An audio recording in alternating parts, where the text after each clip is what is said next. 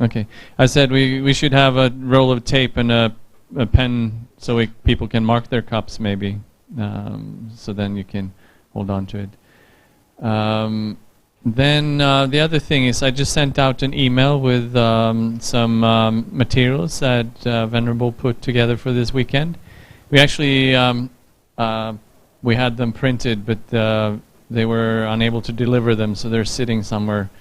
So I emailed you the PDF for now, and if you want your physical nice copy, then you have to come back and get it. So that's the reason for you to come back. And I would feel very bad just to have all these booklets sitting here without them making it to you. So please come back and pick it up like sometime next week. And I think that's it for me. Someone asked when we end today, and that's 5 o'clock. Tomorrow we go on till 4 o'clock in the afternoon. But also tomorrow we start at 10, just like today.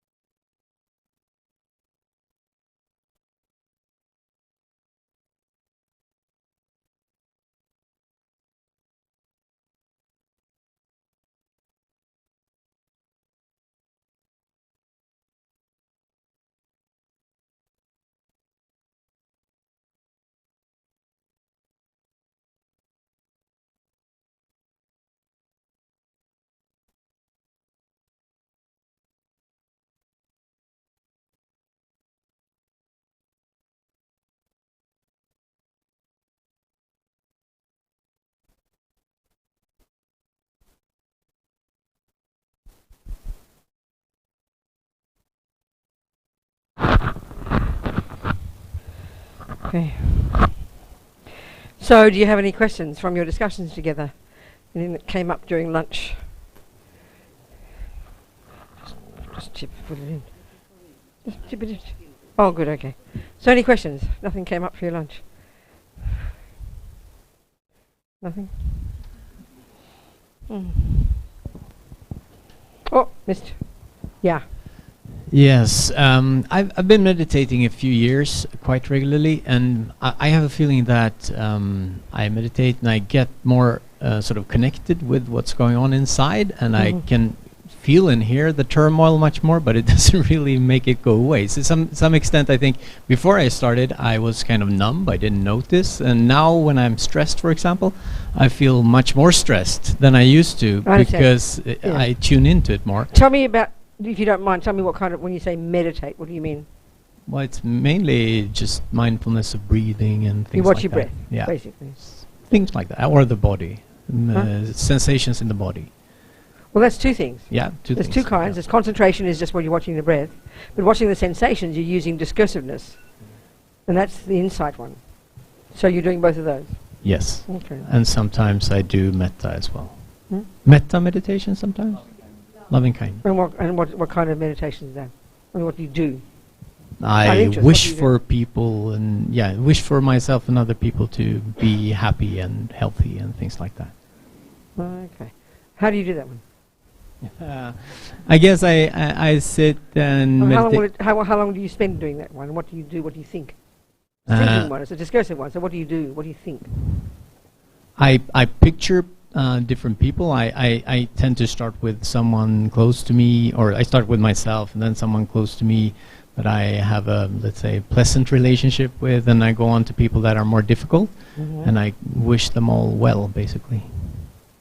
So in your mind, you're seeing this person who annoys you, upsets you, and you're attempting to have a positive feeling towards them. You're trying to think kindly towards them. Yes. Okay. Well, that's great. Good. So then what... so what's the problem? I guess the problem is that many of the things that I find difficult in my life, I feel stressed and things like that. I feel that I almost feel it more now than I did before I started meditating. I understand. And I don't really feel that, you know, you kind of, I mean, at least I guess you shouldn't like just try to achieve something when you meditate, but I mean, secretly, I kind of do, of course. I would like to suffer less when I meditate more, but it feels like I'm going. You don't think any change in your behavior, in your life, in your anything since you've started to meditate? No, a lot has changed in my life. Good. Yeah, Okay. definitely. What's like that? How? Well, I eat less meat. I think more. No, that's not because you meditate. It's because you made a decision to stop eating meat. Yeah, but I start to be more conscious about what I'm doing and like consider more, the ethics of my life and things like that. But and I also try to like, I think a lot has improved, but I also think that. No, wait a minute. No, fine. So, what other benefits have come? I think I'm more of the time I'm calm, for example, and less sort of reactive. So in other words, you're noticing your mind more. So you're seeing what's going on in your mind more. You made decisions. You're making decisions to change the way you behave. You want to become more kind to other people. I mean, I can't see what. That sounds great to me. You're doing well. Yeah. So again, I have to repeat. I know what you're saying, but I need you to speak more. I understand you're saying. So in general, there is definitely a benefit from what you're doing. Well, that's exactly what the Buddha would say. So where's your problem? I guess I would like it to go faster Okay. and be more, now we're getting more so now we're getting somewhere. full, so now or we're getting 100%. somewhere. So now we're hitting the problem, and the problem is called dissatisfaction. In other words, instead of being dissatisfied with food and girlfriends or boyfriends and the job you do, you're now dissatisfied with your meditation. So you can't win. So you've got to stop being dissatisfied. So that's even a more fundamental one. That means you've got to learn to be content. Because the fact is, that's attachment. That's its function. Attachment always wants something more, and you just reverted that from sex into your meditation. That's all. If you see what I'm saying. Yeah. So in other words, you're not satisfied with so the very first point you said is a good point, and I'm going to get to that in a second. But in general, there's definitely advantage. You become more conscious. That's why there's nothing mystical about meditation. It just makes you more conscious. And then you decide. I mean, you haven't decided to go and eat more and kill more people and hate more people. You've decided to do less. You've decided to be more ethical, which is exactly the point. And the basis of it is because you're becoming more conscious of what's happening in your crazy mind. So naturally, you notice it more because you're noticing. You're not worse before. You're far better, but we didn't notice before. So it's a bit like if you've got pain in the body, but until you go to the gym, you don't really notice the pain. When you come home from the gym, you think you're a disaster. It's only because you're training your body that you notice the pain, but the symptoms have all been there. So it's actually a good sign.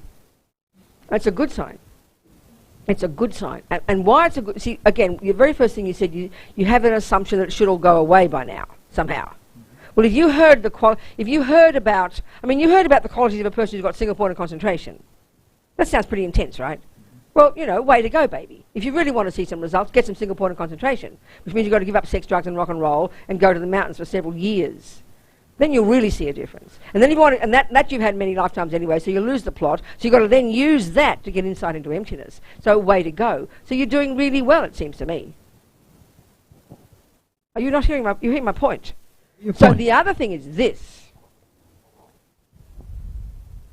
Until you've got some really developed some deep levels of pretty powerful concentration, you are going to see the mind berserk, because it is that, and it's always been that way, and it's just that you're noticing it. So actually you should be glad you're seeing it. You see, one of the things we have, and they're not quite saying it, but it's a bit of a view we have, we sort of hope it'll all go away.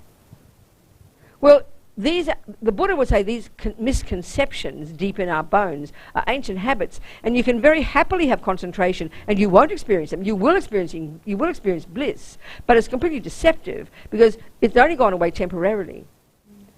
That's a big advantage already. And then the advantage of getting single point of concentration is then when you're back in daily life, you've got such utter control over your mind, but that's not enough. You've got to then be able to actually cut the root of all that by realizing emptiness, and then you stop all the delusions altogether, finally, eventually when that happens. So as much as we can have single point of concentration even and get such bliss and clarity and all that, still it's not enough until you've cut them all, because they're going to keep coming back. So in general, though, a good result to your meditation. You become more ethical, more conscious. You say you experience more stress, but you're just noticing it. So then you've got to keep moving and keep doing more, because the fact is, it's good that you see the thoughts because they're the problem. Before we didn't notice them. Now you're noticing them. So you've got to have a happy mind about that and be delighted that when you're stressed, you really notice you're stressed more. But you've got to go deeper and start to look at the thoughts that are happening while you're stressed, because it's mental. It's all the dramas, it's all the thoughts in there, and then it causes the effect of having a stressed body. But it's just your thoughts, the neurotic thoughts. So be delighted that you're seeing your mind, and the real skill is to learn to know that they're all there, and they'll be there at a deeper level until you really get deeper and deeper in your work. So learn to live with them happily. That's the real benefit. That's the real skill. So they're all there until you're highly realized. They're going to be there until you realize emptiness. Do you understand that point? So be delighted that you're meeting your thoughts, because so then you can have the clarity to distinguish between attachment thoughts, anger, jealousy, love, compassion in a much subtler way, which is the real job of being your own therapist as a Buddhist. And then your thoughts can be raving on, but because you're so controlled and so together and unafraid of what's in there. And let's say, the worst thing could have happened, and maybe whoever loves you has divorced you, your dog is dead, your house has collapsed, you've lost your job, and you've got cancer. And you meet a friend you haven't seen for 10 years. Now, normally we would wear our heart on our sleeves and they could tell from 50 feet that you're having a mental breakdown. But they wouldn't know now if you're really working on your mind. How are you, dear? Oh, I'm really well. How are you, you'll say. They don't have to know what's going on, because when you know your mind more and more, you're in control of it. You're not afraid of all the delusions. You understand their function. You understand where they're at. You know how long they're going to be there. And you're delighted to see them and live with them. And you make friends with them. That's the real thing. Do you understand? Rather than this deep impulse, we wish they will go away. It's not going to happen. It can't happen. Do you understand? Yes, Good. absolutely. Okay, so be Thank delighted. Just be delighted. I mean, everybody, whether they're practicing for 20, 30, 40, 50 years, everyone says the same. And in the end is, I think I should have been better than I am. And that's just attachment never being satisfied. Do you understand? So in other words, another way to put this, and it sounds kind of corny, but it's profound, we need to cultivate virtuous, positive, constructive opinions about ourselves based upon, your potential, not to mention your hard work. But we tend to just always run to the negative, always run to and give them the power. We've got to consciously, actively have positive thoughts about your progress. Now, if you're not making progress, don't have positive thoughts about it. If you are being lazy and doing nothing, don't lie to yourself. But you're working hard, and if you think about it, I mean, even the fact that we're even sitting in this room here this weekend is pretty stunning. That we're actually even considering techniques to become a better person. On this planet, that's pretty unusual. So you should be over the moon and delighted with your progress. And happy that you've got these tendencies that cause you to wish to become more moral, more kind, more reasonable. Do you understand? These are all facts, but we don't tend to see them. We tend to still notice the bad. Or the lack of progress, or what we should have done, or... Do you understand? And even then, nothing wrong with seeing where you're at, and I could do more progress. Well, then don't just, I'm a bad person, I should do more. Actually do it, and be happy with it.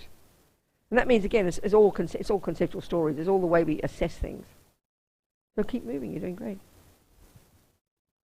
Make sense? Good. What else, people? Questions? Yes. You had one. Samir, you had one. Give the man the mic. You have already answered my well, question. I'm very happy. So thank you. Good. That's a pleasure. Okay. Yeah, I mean, it's like if you're playing, if you're studying maths and you're in grade 3, Of course, you've got a long way to go.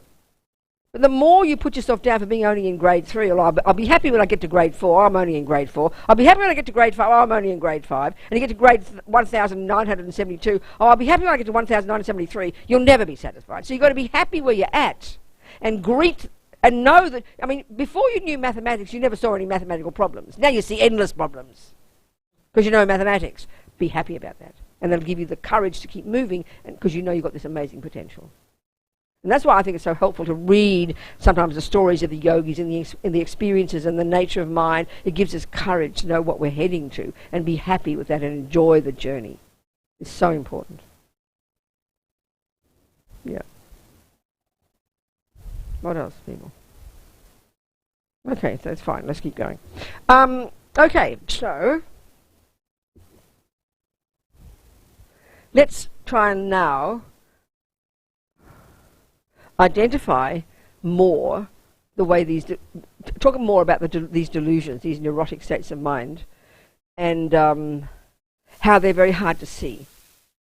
So it's always good to see it in the context of a relationship. So, I use my boyfriend example. It's always a useful one. It could be your boss, it could be your mother, it could be your sister. We've all got relationships. We're very social beings, isn't we? And we all know that most of our problems come up in terms of those. Okay, it can be the food and all those things, but it's people, it's sentient beings, that trigger our dramas, isn't it?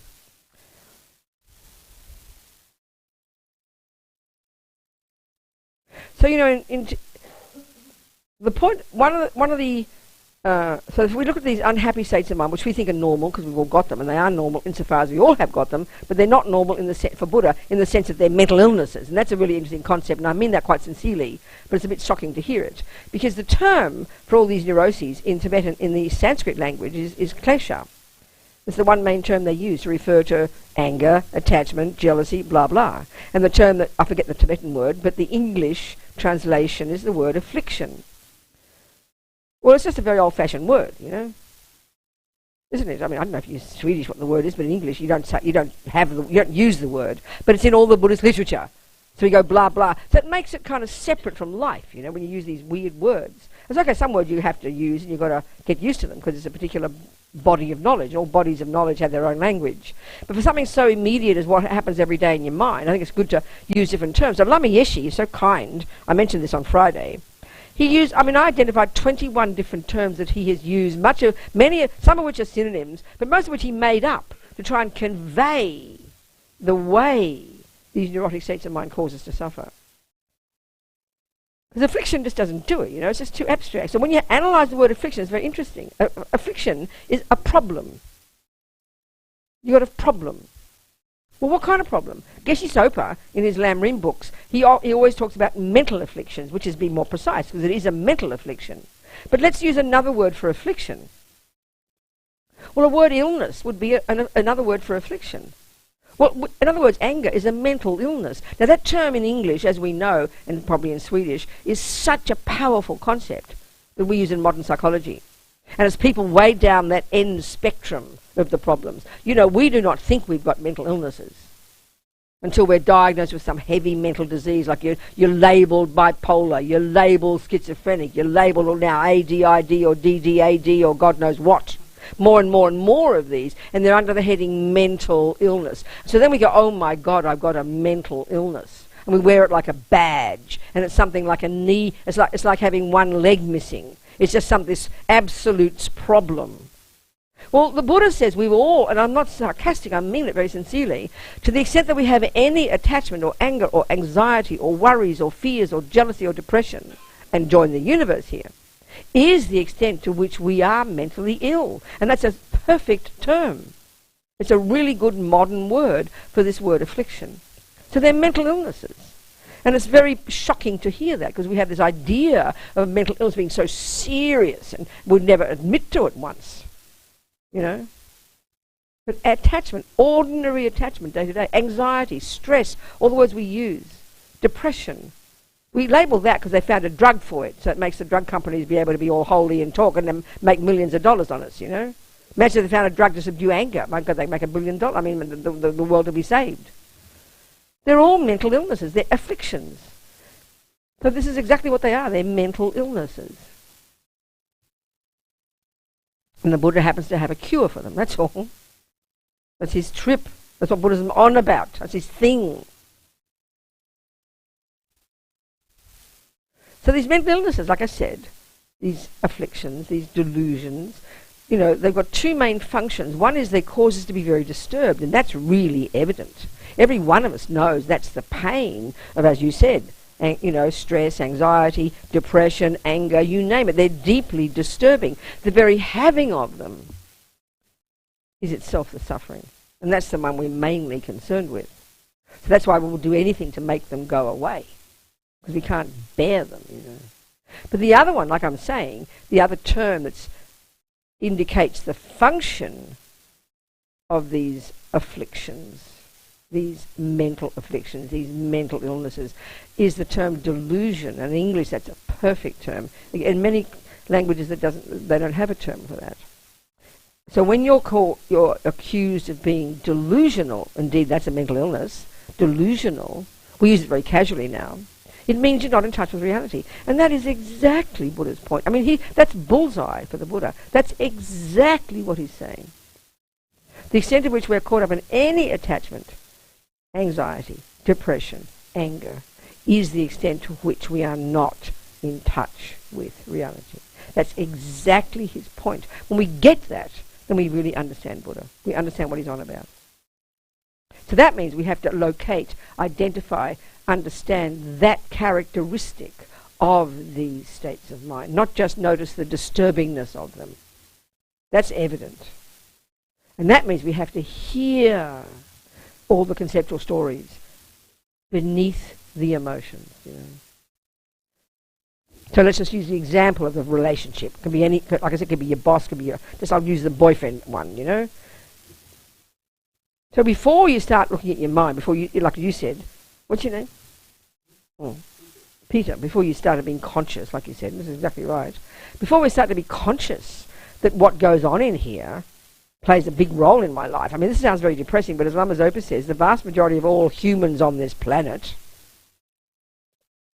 have no idea that what goes on in here, in their mind, plays any role at all. Which sounds initially quite shocking, but it's true. When you're in the real victim mode, and victim sounds a heavy word, but that's exactly the way we are when we're caught up in delusions. We're victims, because we blame everybody else. I'm an innocent victim. I didn't ask to get born. It's not my fault. Why are you unhappy, Robina? Martin is mean to me. It's not my fault. I don't deserve it. That's the voice of victim. And Lama Yeshe would, that's ego. That's ego. And Lama Yeshe would call it the self-pity me. Self-pity me, you know. It sounds heavy. But this is, when the more we see our mind, the more we analyse these disturbing emotions, these mental afflictions, these mental illnesses, these delusions, and to hear this characteristic of their concepts, to hear the story they're telling instinctively. So it's very hard to hear it.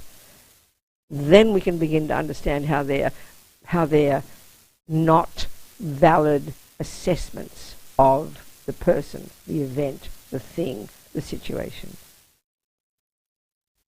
So, how does that work? How does it happen in your life? How do you apply this?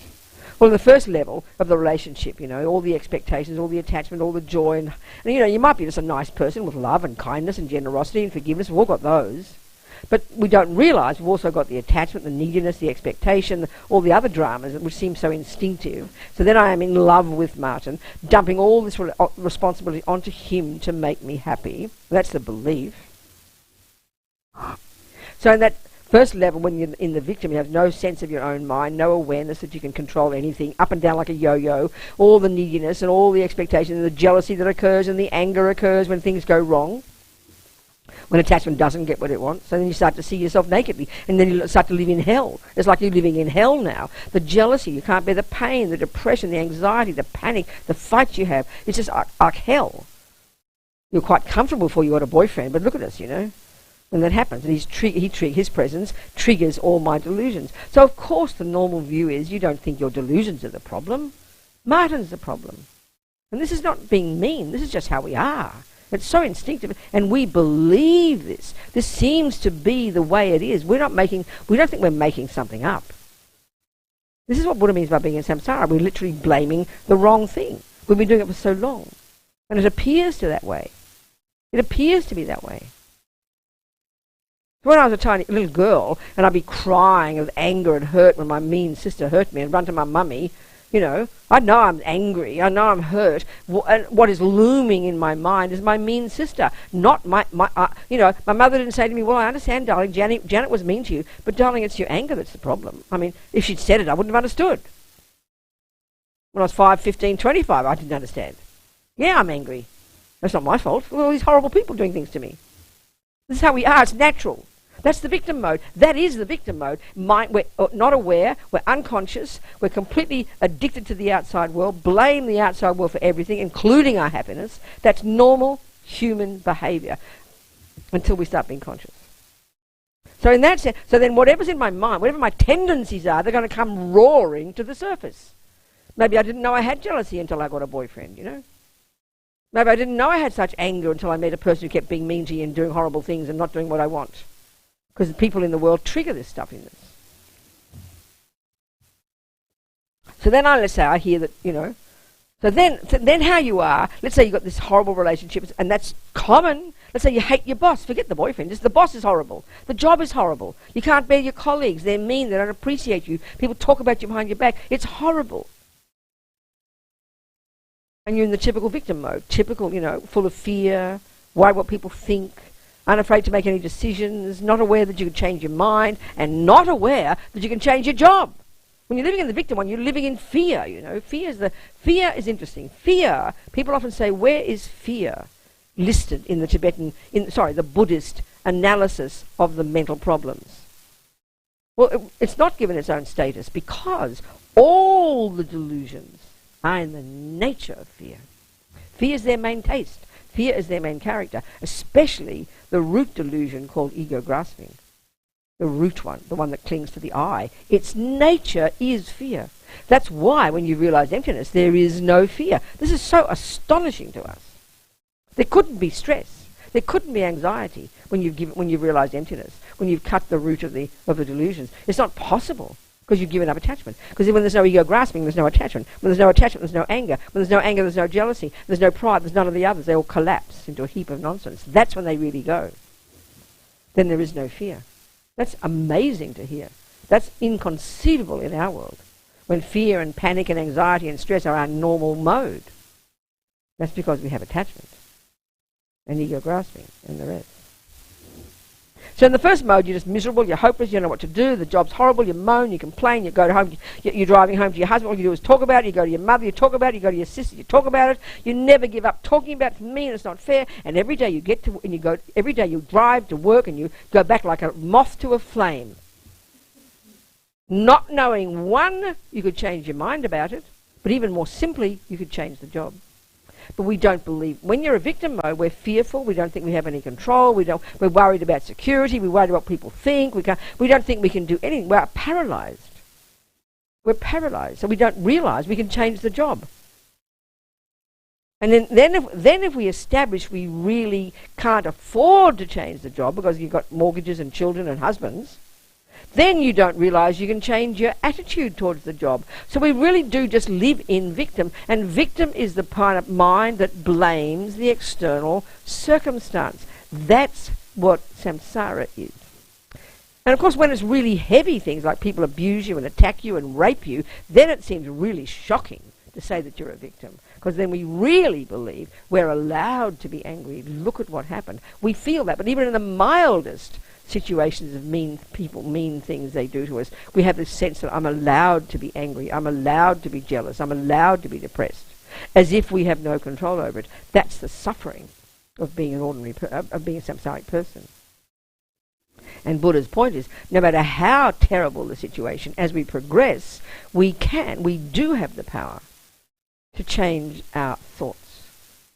In other words, to learn to be happy, even in terrible situations. And this is logic, not some kind of mystical thing.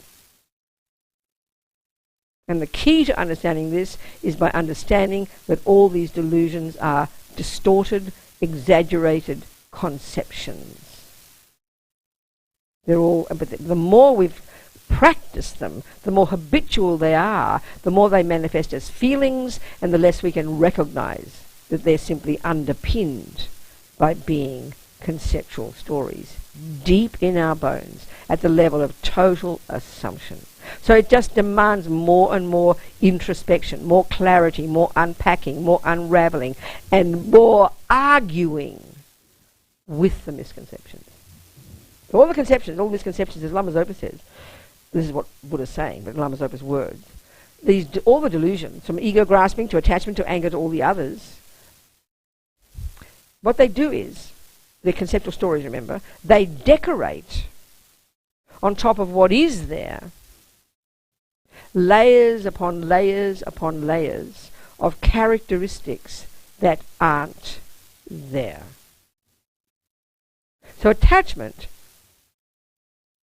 to Martin, let's say, and his ability to make me happy, and his right to make me, and how it's his job to make me happy, and all the relationship and the whole drama, attachment to all that, what it's doing is over-exaggerating all of the power and importance and the deliciousness of all those things. In the same way, the chocolate cake, so simple, the chocolate cake, so simple. Attachment over-exaggerates the status of the cake on the plate. So if you ask me, what's on that plate, Robina? What I'll tell you is on that plate is this divine, delicious, amazing chocolate cake.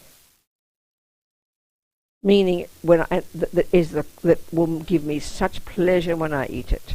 That's what I say is on the plate. Now, that's an opinion about what's on the plate. Because if you have an allergy and can't eat chocolate cake, you know perfectly well, if you describe what's on the plate, you'll say this disgusting, horrible chocolate cake that makes me so ill. And what you will see, because you've got your anger aversion glasses on, is something disgusting. And what I will see, because I've got my attachment glasses on, is something divine. Now, we know this. This is not secret. This is how we live our lives. As our mummies told us, beauty is in the eye of the beholder. Buddha's saying exactly that. But we know this, but we don't learn from it. Because when I'm looking at that cake through my lenses of attachment, and I know from yesterday, after I'd eaten 5 pieces, that when I looked at it then, it looked repulsive, but I forget that. Because I'm such a junkie, I forget the pain that the same cake that I'm convinced will bring me happiness that actually made me vomit. I forget that. Because that's what attachment does. It forgets, because it's such a junkie. It's convinced that today maybe it'll work. If I eat it this time, I might just get happy. We forget yesterday that it caused me to vomit. So we know then technically that proves emptiness. That the cake does not exist in a definite way from its own side. This is emptiness. The cake is dependent on the mind of the person seeing it. This is logic. This is proving emptiness, that nothing has an intrinsic nature. But we don't learn it because we know this is true. We can prove this is scientifically true, but we don't question it. We just keep falling into the trap of believing in whatever view is in our mind. So this is where the real unpacking is, unpacking these assumptions. So let's say, what would you do? Let's say I'm in the relation with Martin, it's a disaster, and I go back like a moth to a flame, and we keep fighting, and I'm jealous, and I cry, and I'm in despair, and I don't know what to do. Now let's say I hear about Buddhism, let's say, for example, or meditation. So I think, it's a good idea, maybe I'll try. And I really very sincerely want to see it. I start to even believe that maybe what goes on in my mind is playing a role here. Even I believe that, which is pretty amazing. So I now start to work on myself. So everything will start to change immediately, like you're saying. Everything will change because I'm becoming more conscious. And maybe, and also becoming more conscious makes me realize I'm much worse than, you think you're worse than you are, because you're suddenly noticing all these nightmarish dramas. But now I'm starting to become less of a victim. I realize, and that means less attached, less grasping, less falling into the trap of believing in every story my mind tells me. I'm more conscious. I'm becoming, and this is hard work. So now at some point, I'm beginning to realise I could make some choices here. When you're a victim, you don't even think to make choices. You just follow. You just kind of drag by from pillar to post by like a bull, on the ring. So it might even occur to me, still that's really hard. Still when we're practicing, it's really hard to actually realise I can make some choices. So what are the choices here? Well, when it comes down to it, whether it's work, your sister, your mother, your boyfriend, any relationship, it comes down to two options. This is very shocking. It seems very brutal.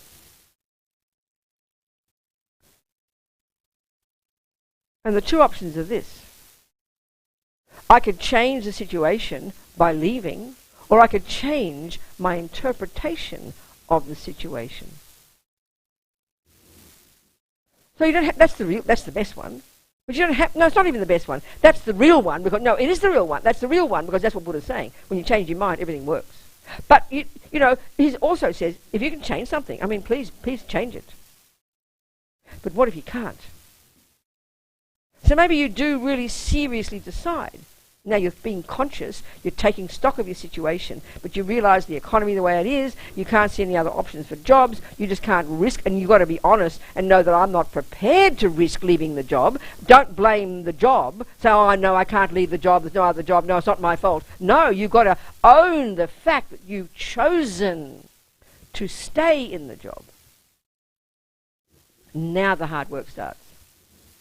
Now the hard work starts. You stop complaining. You stop criticising your boss. You start to interpret it differently. Yeah, go to your therapist. I don't care what you do. But you've made a decision, and that's the thing of non-victim. When you know you are in control and you decide to stay. Not, oh, I've got no choice, I can't leave the job. That's the victim talking. So that's already profound. Then, now the real work starts. You've chosen to stay. Put your money where your mouth is. Now you start giving up the attachment, the expectations of how everything should be. You give up your anger, you give up and that's what the hard work is. That's the real hard work. Changing your mind. Which means you're changing your interpretation of this job, of the boss, of the colleagues. And that's what's hard. Because we see it as real, believing definitely that's how it is. We don't think that the way it is has got anything to do with how I see it. That's what Lama Zopa is saying. That's the worst way delusions cause us suffering. We see it as absolute, out there, from its own side, set in stone. And I'm just this victim of it. What do you mean, change my interpretation of it? This is where real practice begins. That's why I always quote my friends in prison. Because they don't have the luxury of choosing to get out of prison. They've got no choice. So that's what I'm saying now. You've got no choice. You're on death row. So then the logic of ego is, well, then I've got no choice. I just must suffer. No, not at all. You change your mind. You change your interpretation of it. A book I'm working on editing right now, Lama Zopa asked me to put together as a book all his 100 letters. Letters over the last 20 years to people in prison. He's amazing how he does it. Maybe people get a 2 or 3 page letter, but one guy got a 45-page letter. He gave an entire, seriously thinking about this, he thinks unbelievably, he's got a folder of 2,000 letters, Lama Zopa, at any given time, his attendants say. He might spend 2 weeks on one person. 45 pages he wrote to this man. Unbelievable kind advice, detailed advice for this guy, his own practice, Unbelievable. Talking about the mind and attachment and anger and all that stuff. So anyway, putting it together as a book. And this is where it's so shocking, because Lama Zopa talks directly from the highest level of the Mahayana teachings, which is this level of teachings that's known in Tibetan as Lojong, called mind transformation. So all of Buddhism, as we're talking here, is about your mind. But the most radical level of changing your mind is when you're in situations that are called suffering. In the very beginning stages of practice, if you take the Lam Rim, and you've got these stages, incremental levels of practice. The very first level of practice, when you're a normal, ordinary person who's berserk, the main advice is control your body and control your speech. At least shut up. My first level of practice was stop saying the bad words. That's already profound. You understand? To other people or to him. Control your body and speech. There's not even hardly a talk about looking at your mind yet. That's junior school level. Then you go to high school where you've got some discipline over your behaviour now. At least now you start to look at your mind. This is more advanced. So a major part, we haven't even started talking about it yet, but really that's the first level. Talk about emotional awareness. Your first level is, given that you're such a volatile person, you vomit out everything you think and feel, you first want to stop vomiting. Don't suppress. Just don't speak the words. That's already profound. That's huge. So my friends in prison don't have the luxury to get out of prison. They don't have a choice. So their choice is one. Change their minds. Meaning, see, and that's what Lama Zopa's the whole way. It sounds shocking, the kind of advice he gives. It sounds so shocking to ordinary ears. All the chapters, prison is not real prison. Prison is just a label. You are so fortunate to be in prison. How kind all the people are who put you in prison. These words sound mad to ordinary ears. But this is the advice coming from this really radical way to practice. To truly stop being a victim. Is to learn to see it as good. And that's possible because nothing has an intrinsic nature anyway. But it's intense, So I always quote that woman on death row. I didn't know this woman. I read about her. She's now out of prison. She's on death row for in prison for 17 years, 12 of them on death row. She didn't, her husband and her were hitching in Florida and didn't do anything at all. They were little hippies and they were accused of murdering 2 police. So they're on death row. I mean, you can't conceive of the suffering. He even got executed. You can't even imagine that, Got executed. Her parents were taking care of their children. The grandparents died in a car accident. They lost the children. She lost the husband, executed. I mean, it's enough to make ordinary people go completely out of their brains. The suffering beyond intense, beyond unbearable. It was an amazing woman, She did yoga and things. I don't think she talked about being a Buddhist or anything. But she had this understanding of this stuff. And she said, at some point, I realized I couldn't change anything. But they couldn't take my mind from me. So I decided, I'm not a prisoner, I'm a monk. I'm not in a cell, I'm in a cave. It sounds so dramatic, But the point is, what is the benefit of her doing that? This is the point. Why would she want to do that? Well, guess what? It meant she became happy. She owned it. She greeted it. She welcomed it. Meaning her attachment wasn't getting what it wanted, so she must have been angry and unhappy. So she stopped being attached to getting a result, and she stopped being angry when it didn't come. So she became happy. That's the point. That's the simple, simple, simple point. So when you decide that you do decide you can't leave that job. You decide you're not going to leave that job. Not, it's not my fault, I can't leave the job. But I have decided I'm not going to leave this job. So I have decided this is where I'm going to be. So now you decide to make the most of it and see it as good, not just live in misery, which is the usual conclusion we have. Most people I know in prison, you hear about, are living in misery. Because they assume because it's prison, how can I be happy? No, because it's prison, you can label it any damn way you like, as Lama Zopa says in the chapter on emptiness. Prison is just a label. This is very shocking for our ears. But this is the point. But of course it takes immense courage to do this, because we're all in the victim mode. We believe what we see is real and therefore can't be changed. That's the worst of our suffering, Buddha says. Yes. I can't really quite hear you, sweetheart. Can you sit up or something? Thanks. Yeah. Okay. Wait. Where's darling? You need to turn the mic on.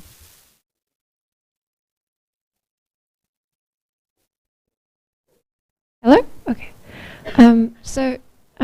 I was just thinking here that in the same sense that prison is just a label and that we're not victims, is rape also just Everything, a label?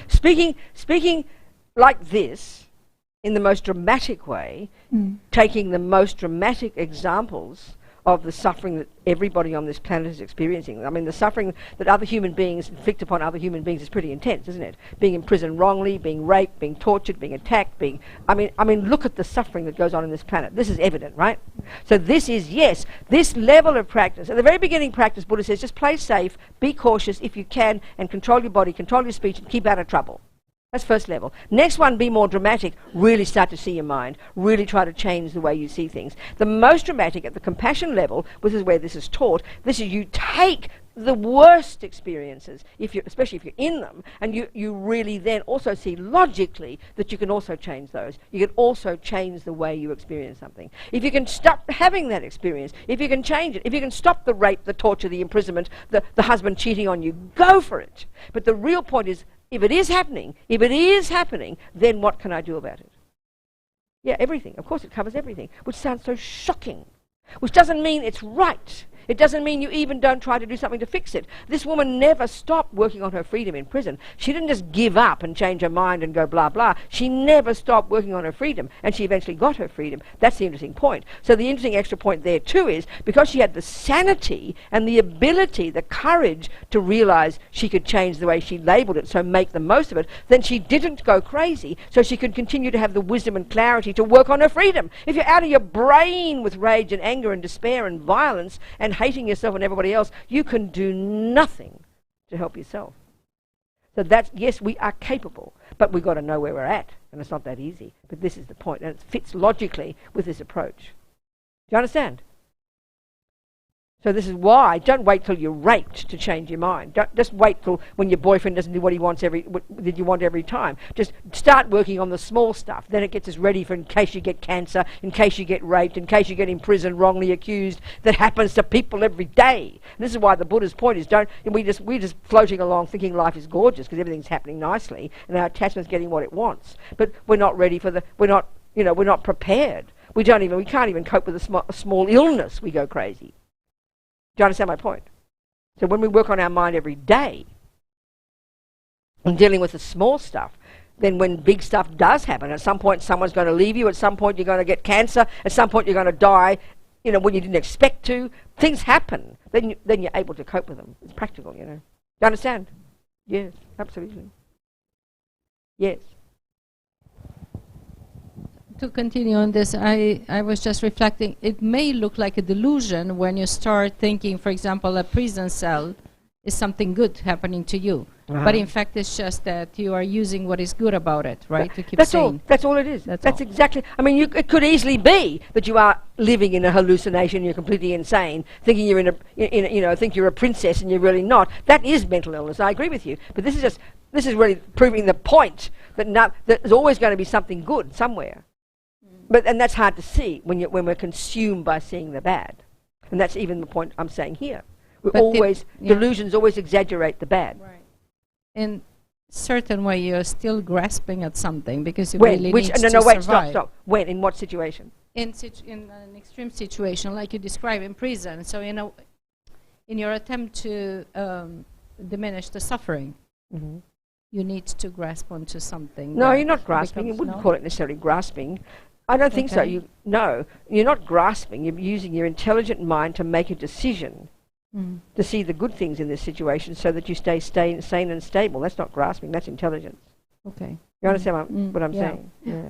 It's another level of refinement. Absolutely. Okay. That's exactly the point. Yeah. Since I have the microphone, I just want to ask you if you could say something about desire in the context of attachment. So desire, as I understand, it's okay as long as you don't become hooked on it. I understand, darling.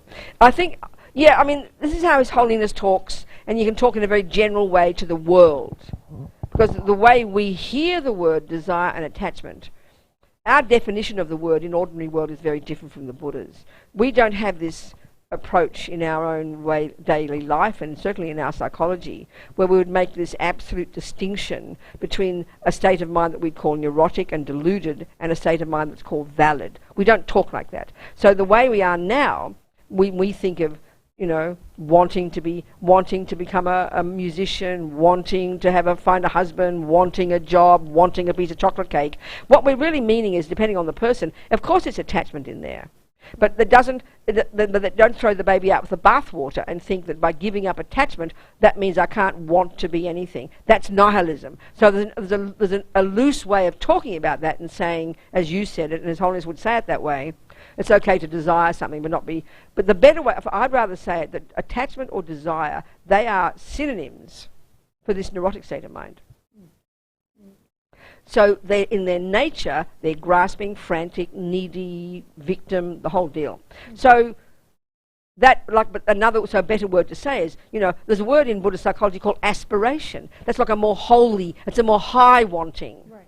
You know, I aspire to get enlightened. I aspire, like he says, you know, he loves to do his practice. That's not the same as attachment. You know, you love your child. Now, this is where we should talk about the difference between love and attachment. Let's say in a relationship, or liking something like your Buddhist practice and seeing the benefit of it and being attached to it. That's a really good discussion. Then we're going to see the difference, see the characteristic of desire and attachment if we use that term for the delusion, and see the characteristics of, say, a virtuous wanting, a valid aspiration. Do you understand my point? Yeah. So it's just, it often really means getting clear the definitions and then using the right words, you know? And as you explained before, I think it's also a matter of motivation, right? What is the motivation behind? Well, that's another discussion. Okay. That's one that really is, that's a crucial one. Let's do two things now. Let's talk about the meaning of the motivation business. That's absolutely fundamental, yes. And then let's look at the difference between attachment and love, let's say. So let's look at that one first, because in our culture, given that we don't make this absolute distinction between neurotic, distorted states of mind and valid, non-distorted states of mind, then it's hard to hear this, but this is crucial. That's why I said to Samir when he said, is it attachment to my practice, is that good or bad? Then the simple sign, that it's not attachment, or not mainly attachment, is when you can't do it, or when you can't get it, you get upset. So if you getting upset is aversion, and that's the perfect logic to prove that attachment was the main thing. You get my point? And that's why attachment's like a honey-covered razor blade. You often don't notice we've got it until it doesn't get what it wants. And that's why it's too late to deal with it then. So we've got to be aware of it at a more subtle level. So, you know, so let's say I love Martin. Well, love is under the positive heading. It's an altruistic state of mind that's empathetic, that's connected to others, that is valid. And I'll explain why. Okay, invalid state of mind for the Buddha is one that's not in sync with reality. And the reality he's talking about finally is the reality of dependent arising, of interdependence. Interdependence, speaking very simply, is the way everything exists conventionally. Everything exists in dependence upon this and this and this. Nothing, as we'd say in English, nothing exists as an island. You don't exist as an island. You exist interdependently. So everything, and this is a massive meaning in Buddhist philosophy, everything is dependent on something else.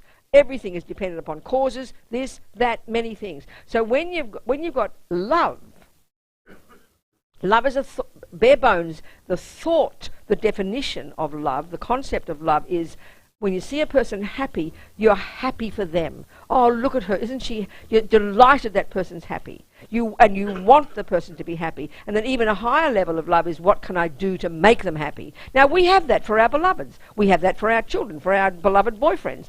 We want to make people happy. We love them to be happy, and we want to make them happy. That's love. That's fantastic. That's a virtue, because it's linked to interdependence. It's linked to the other person. Whereas attachment, if you see attachment for what it is, it's this totally self-centered, panic-stricken hunger.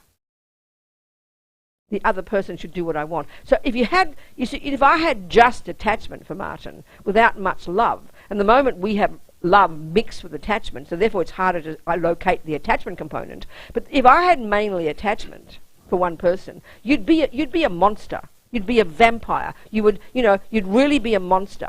You'd be utterly manipulative, utterly greedy, utterly monstrous if you only had attachment and, say, not much love. So that's why that's easy to see. You see people are really selfish, really self-centered. That's because mainly got attachment and don't have much love, don't have much empathy, don't have much compassion.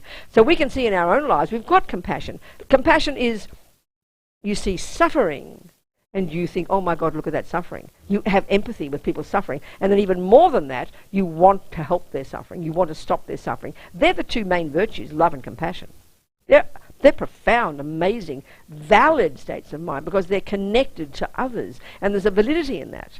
Whereas attachment just sees a fantasy and is all I-based. The delusions are necessarily absolutely I-based. And the Buddha says that's not realistic because that's really imagining something that's independent. There's no such thing.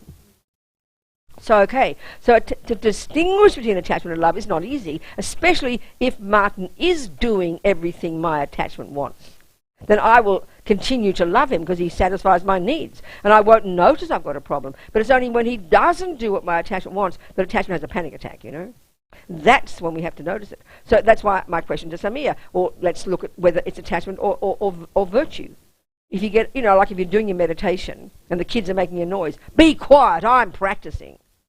I mean, that's when you're attached to doing what you're doing, and how dare someone else upset me. That's attachment. Then it poisons. There's no such thing as virtue. So when you've got so in other words, another way of putting this, your main motivation for doing things at the moment, our main motivation is attachment. That's what motivates most of what we do. Buddha's saying that. That's what being in samsara means. Which sounds a bit depressing because we didn't think we were as mean as that. But it really, as long as our attachment gets what it wants, then it's hard to see it. But as long as our attachment doesn't get what it wants, that's when we notice. So at the moment, our main motivation for most things is attachment. Or then aversion and all the other dramas. So we do have love.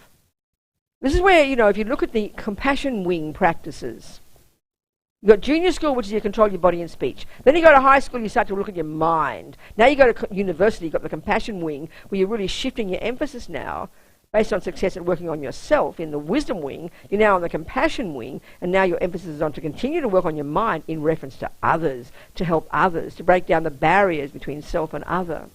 So when we look at the very first practice in the compassion wing, in this series of techniques that have been taught over the centuries in the lineage, you know, to how to cultivate compassion that then culminates in this amazing practice called, this quality called bodhicitta. Then the first one is called equanimity. So equanimity here is a specific one that's used in different terms in Buddhism. Here it's related to how you see others. So equanimity is like the foundation practice in beginning to build up these amazing qualities of love, compassion, great compassion, and eventually bodhicitta, where you make this paradigm shift, where now others are more important than you, which is really the highest level of these amazing qualities. So equanimity is this very powerful state of mind we have to cultivate, that basically is, and when we've got it, when you've got this equanimity, what it is this heartfelt recognition that friend, enemy and stranger are equal to each other from one point of view. They all want to be happy. They all don't want to suffer. That's what equanimity is, precisely. That friend, enemy and stranger are equal in their wish to be happy and not suffer. We're trying to prove that to ourselves. Right, we can hear it. But it's the hardest thing because right now, because we have attachment, then I do have love and compassion, but only for the first group, pretty much. They're my beloveds, and they're the ones I'm attached to. So I have enormous love and compassion for them. Naturally, it's easy for us, and they're the only ones usually that the world would accept that you have love and compassion for. We can have love and compassion maybe for some strangers sometimes. We don't have them for enemies, unless you work at it. But this is just the default view of a samsara, you know. So the point is here that the love we do have right now is completely polluted by attachment. And they come together, and we conflate them. We even assume, I mean, we only have attachment for those we love. And we only love those we have attachment for. And we don't question this. So at this compassion wing level, we really start to analyse and look at the fault of this thinking. So, you know, then so that's a friend. A friend is by definition a person you've got attachment for who does what your attachment wants, for whom you do have love and compassion. Now what's an enemy? We mightn't use that word, but it's a very convenient label for those who stop doing what my attachment wants, or who don't do what my attachment wants, or who do what my attachment doesn't want. The ex-husband, the mean boss, the unkind sister, you name it. Now, they're the people on this planet that we're totally preoccupied with. So what's the third category? That's called stranger. What's a stranger? Well, a person who, by definition, has neither harmed nor helped me.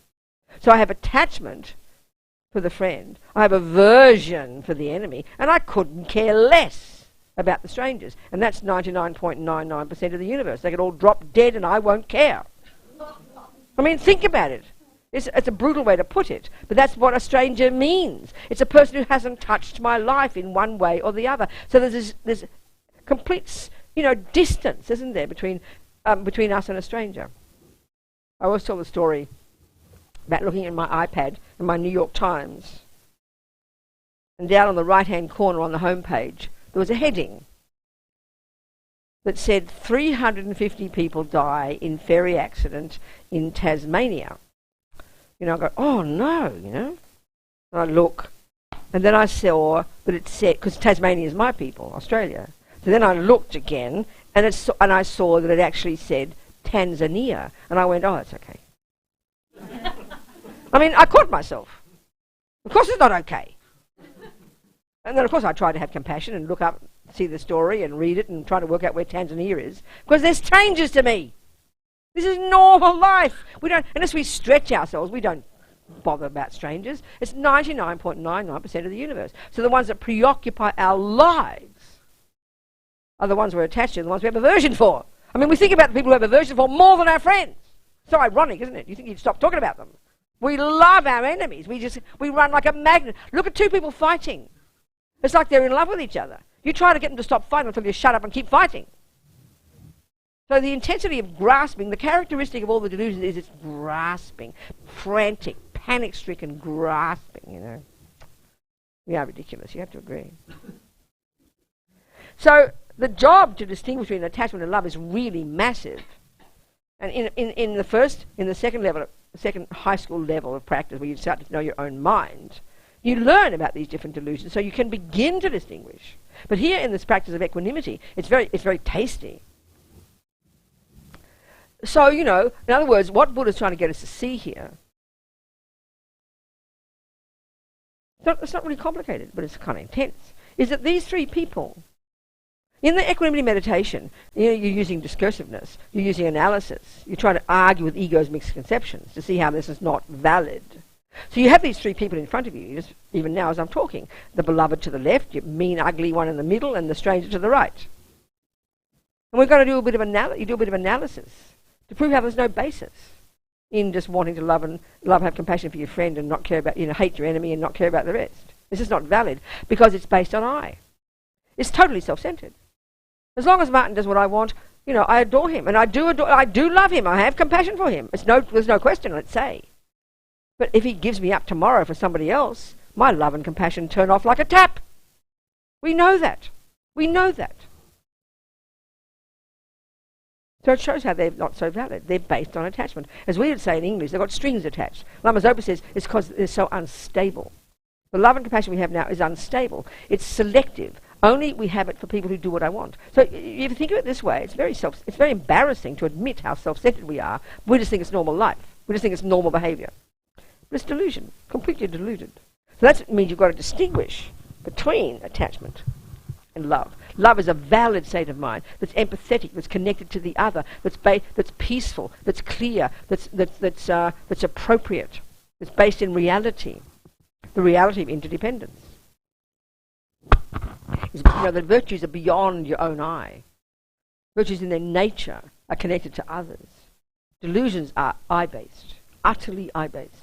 That's why if you've got love for Martin, you have attachment for Martin, but you also have love, it's impossible initially to see the difference. We completely conflate them in our ordinary world. Completely. We have to have this wisdom to see the difference. And that's within the massive practice, is to learn to love Martin, to want Martin to be happy, even when he doesn't do what my attachment wants. That's when it's genuine love. We can see that with mummies and children. Somehow I think mothers never seem to give up. Some mothers don't love their babies, but most mothers seem to have love, and no matter what the child does, they never stop wanting their child to be happy. Would that be true with mothers mostly? So, with husbands, they seem to run out of gas, but children don't seem to. Do you understand? So that's really, and you can see the suffering. I mean, look at the suffering of parents. I mean, I just can't bear the thought when parents come to me in tears that their child has rejected them, doesn't see them anymore, won't let them see the grandchildren, think I'm a monster, blame me for everything. I mean, it's unbearable. I can't imagine that pain. That's so common. Unbearable suffering. Whew. So attachment, if you had it in a raw state. Like I said, you'd be a vampire, basically. You know, because that would be the thing that drives you most. And you can see the nightmare of it. You can see really suffering people. It just that drives everything they do. So you can see the living hell they create for themselves. It's so clear. It's so clear. When anybody even's got a really gross attachment, like for alcohol or heroin or jumping on little girls or something, or raping or torturing, people, many humans have these nightmarish, awful tendencies. It's very clear.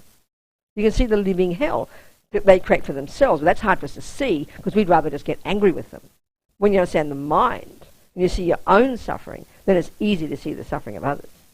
And this is Buddha's point. Attachment is like the source of our pain, you know. It's so subtle, so primordial. And that's why I'm saying to Sister Samia, it's a long, over here too, to you, Peter, it's, you know, it's a long way to go before we finally get rid of attachment. So it's a long-term, it's a long job we're in. So we've got to learn to know that we've got to lessen the grosser levels of attachment, harness that level, but no, it's going to be there at deeper levels because it's like it's levels. It's more subtle, more subtle, more subtle. So we've got to be very welcoming and knowing this is how deep it is, not always dissatisfied, it should have gone by now. That's naive. That's just plain stupidity. So we've got to learn to live with these. And then even on the bodhisattva path, you can learn to use attachment. In other words, if you're going to have a relationship, then at least please choose a person who can help you be more virtuous, more kind, more compassionate, more wise. Unless you're a highly developed bodhisattva, then they'd rather live with a creep. Because they're really capable of working on their minds, you know. Do you understand? So if you're an ordinary person, yeah, if you're going to be attached to doing a job, don't, you know, if you're a good accountant, this is where motivation comes in. You really love doing accountancy and you're attached to it, your identity as an accountant, then, you know, you don't accept the job at the gun company, please. Using your, you know, being attached to your job as an accountant, what a good job I do to help make, you know, guns more successful. That's heavy duty, you know. You wouldn't do that. You use your attachment, but have a job. Be an accountant for a non-profit or for a Buddhist centre or something. Then everything changes because the motivation is really key. This is a powerful point. You've got to give up attachment, but at the very first level you play safe. So if you've got attachment to alcohol, you don't try to drink out. You just got to back off and leave alcohol alone. You've got to know your mind well. But you've got attachment to people and you want relationships, then be attached to a good person, a nice person. It makes sense. You can use it skillfully. And there is going to be attachment, no matter what you do, until you're highly advanced anyway. So at least be selective and work on it as well. Are you with me, people? Be very wise, you know. But attachment and love are or attachment and liking something are quite different even, you could say. Let's say an Australian, because we're used to Vegemite. As little children, we're fed our Vegemite, this disgusting black, salty stuff that we put on our toast. I mean, Australians get excited when they hear about Vegemite. You know, Anne-Marie had Vegemite. You know, so you can't wait for your nice hot toast with butter dripping on it with the Vegemite. So because it's habit, it's our culture. Tibetans like their yak cheese. It's like eating a rock, but they love their yak cheese, you know. So those things are just habit. And of course there's attachment there, but it's just your preference because, you know, the way your body is, if you're like a salty person or a sweet person, you just certain things that, you know, trigger pleasure more easily. So that's reasonable. So like merely, you know, preferring chocolate cake doesn't have to mean you are attached to it, but you can still not throw. You don't have to throw the baby up the bathwater and hate everything. That's absurd. You know, that's ridiculous. Or not like anything. You can't do that. So you don't chuck out love when you chuck out attachment. In fact, as you chuck out attachment, you grow love automatically. Automatically. So it's distinguishing between these. So this is at a grosser level. So the subtle level is to really then start to look into your assumptions. If I'm really working on my mind with Martin, and I notice I've got all these expectations, and expectations is a function of attachment, then I've got to start looking at those assumptions. Is it valid for me to expect Martin to do what I want when I want it? Well, no, I recognise that's my attachment, that's my neurosis, that's my neediness, my you know, in other words, it's like I've made him responsible to make me happy. That's monstrous. That's a heavy-duty expectation of another human being. So you argue with that assumption. It's not valid. No. So you give up that. You try to give up and stop following that assumption. So you argue with that very assumption, which is the conceptual story. And it's an emotion because it's habitual. But you start to unpack it and see the story beneath the emotion. So then what do you do instead? Then you practice. When he doesn't put the toilet seat down, you do an analysis. You see it, you walk into the toilet, and the toilet seat's up. He's agreed to put it down. You know you're attached to this. So you really work on your mind. While you sit on that toilet, you argue with yourself. You do an analysis to yourself. You don't just suppress your feelings. You do an analysis. Here you go again, Robina. I can't believe myself, my ridiculous attachment, my expectation. I want the toilet seat down. What does it matter? You know, let him keep it up, and I'll put it down instead of expecting him to do it. You talk to yourself. We do this all day anyway. This is all being your own therapist means. So you're using the wisdom in your mind to argue with attachment. There are all these stories in your own head. I mean, you can use any analogy you like, but I always think of they're all my roommates. I've got hundreds of roommates. What? Anger this, jealousy that, attachment, love, compassion, kindness. And this is where really when you are being very good at knowing your mind, you're hearing each of these individual thoughts. They're all a bunch of thoughts. But they're so crammed together and they're so old and they're so emotion-based, we don't notice the thought level, we just notice the feeling level. This is where we really start to be our own therapist. And because your head is full of thoughts. That's it. They're all opinions. They're all viewpoints. And we have to learn to distinguish the valid ones from the nonsense ones and use the valid ones to argue with the nonsense ones. That's real daily practice. And that we just keep getting better at that. Ever more subtle, until eventually we can do it in a single point of concentration at the most sophisticated level imaginable. You know. So in other words, all these are conceptual stories. And the extent to which they're emotional is the extent to which we've practiced them, that they're habitual, that's all.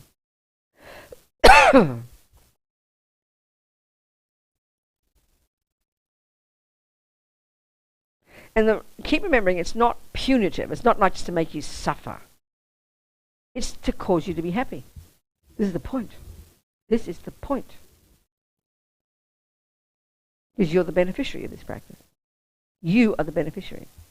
You stay sane and reasonable and steady and stable and in charge of your life to the point where even if you do get raped or attacked, you don't lose the plot. This is not a joke. It's a fact. It's a fact. Therefore, because there won't be any fear, you won't suffer. This is too shocking to hear. Because fear is the nature of the delusion. I learned this from an experience I had years ago. I wasn't a Buddhist. It was when I got held up by a gun in New York. It was a really good example for me. For some reason, I don't know, I'm not so scared of violence. I don't know why. I'm just a violent person, baby. I'm naturally violent, maybe, so I don't mind other people's violence. Men's violence, I don't mind. Men are stupid, you know. I mean, forgive me, men, it's all right. I've been a man in many lifetimes, so it's not being personal. But, you know, like the typical one of females and males, you know, girls. I mean, women are not scared of going out at night because women are going to attack them. So men are going to attack them, isn't it? Men are afraid of going out at night because men will attack them. So men are the naughty ones. We know that, generally speaking. You understand my point, isn't it? So then we have all these projections about each other, don't we? So, of course, the one of sexual violence is a huge one. But that's, never mind that here. So here I am. I'm walking down. It's a funny story, actually. My sister Janet and I, in 1974, we'd just come from London and we'd still been involved in radical politics. This sounds very silly, but we used to steal things. We'd go shoplifting, being all noble, like we're stealing from the rich, you know. Like, how ridiculous. But that's how we thought. So Janet was still, I'd given up stealing. Given up shoplifting. I was a pretty pathetic shoplifter. Doesn't matter. I just stopped. I thought it was stupid. You know? So Jan kept doing it. We're in an Irish pub at 3 in the morning in Lower Manhattan in 1974. And we were naive. I didn't know about violence and people and guns and everything. We were just walking home, you know. So Jan's got a glass of wine from the pub.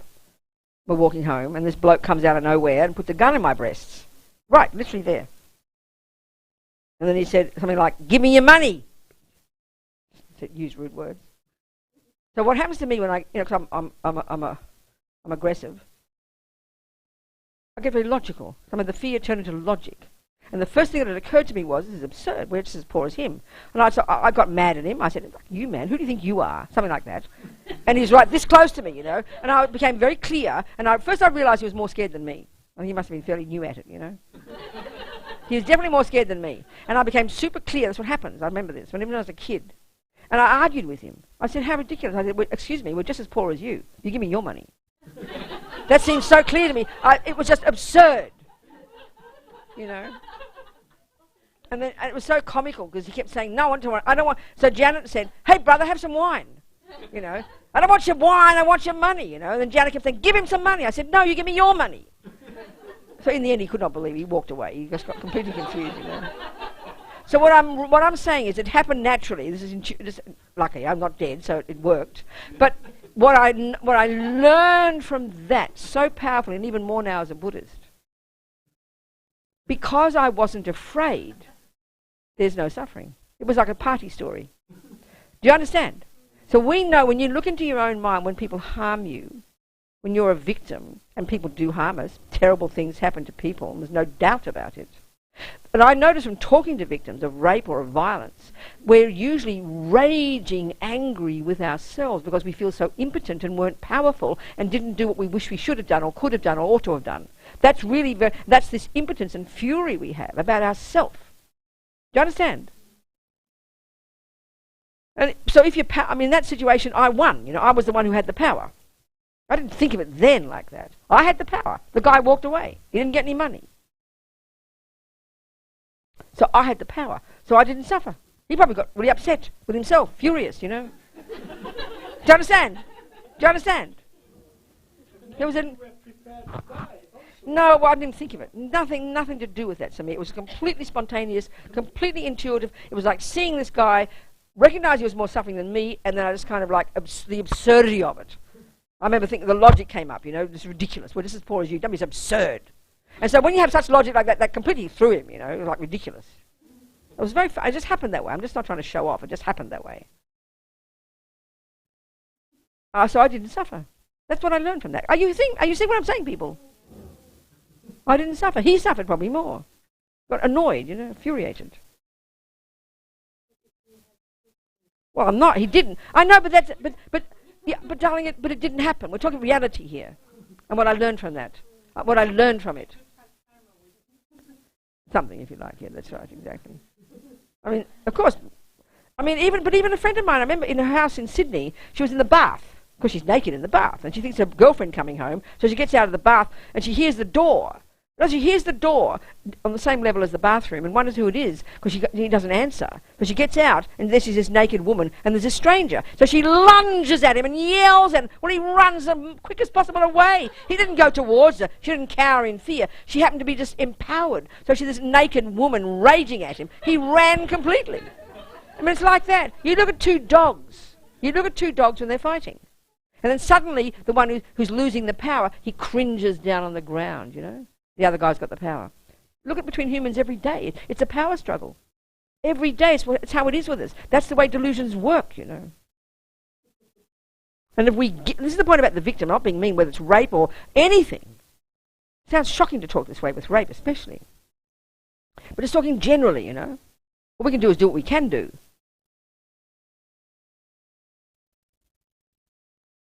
When we feel like a victim, which means we have no choice, we are completely hopeless, we are useless, we can do nothing, and this massive person in front of you has all the power. That's how we are.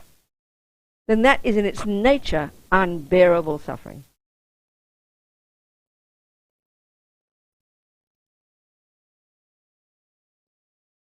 Are we communicating here? I'm not trying to diminish the harm that people do on this planet. It's unbelievable, the suffering people have. Unbelievable. It's just talking. It's doing an analysis, you know, of these things. Which doesn't mean the other person's right, and it doesn't mean you don't do something about it. That's not implied at all. Like I said, the woman on death row, she never stopped working on her freedom for 1 second. And that's the interesting point. She was more capable because she was sane. And another time, I remember a similar time, I read about one guy on death row, also innocent, but who was fairly normal, like the rest of us, who went completely mad. Who would scream every day as long as he had a voice. I did not rape and kill that woman. Out of his brain with rage and despair. This is normal. That's how we are. But look at the difference. He couldn't do anything. He just went mad. He could do nothing about himself. Could do nothing about his freedom. Could do nothing about anything because he lost his sanity. And that's the suffering of our world. I mean, the Dalai Lama, he's the most perfect example. Don't put him in the sky like some special holy person, please. He's the result of the practice. He's showing us exactly how it works. For 60 years, he has not stopped trying to get freedom for his people, has he?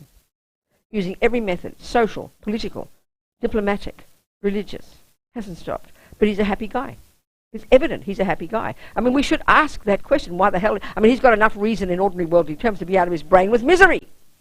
But he's not. So we should just, we shouldn't just, we go, that's just the Dalai Lama. He's different. That's just insulting, you know. No, he's worked on himself to the point where it no longer makes him crazy. He's got his wisdom and he's got his clarity and he's got his compassion.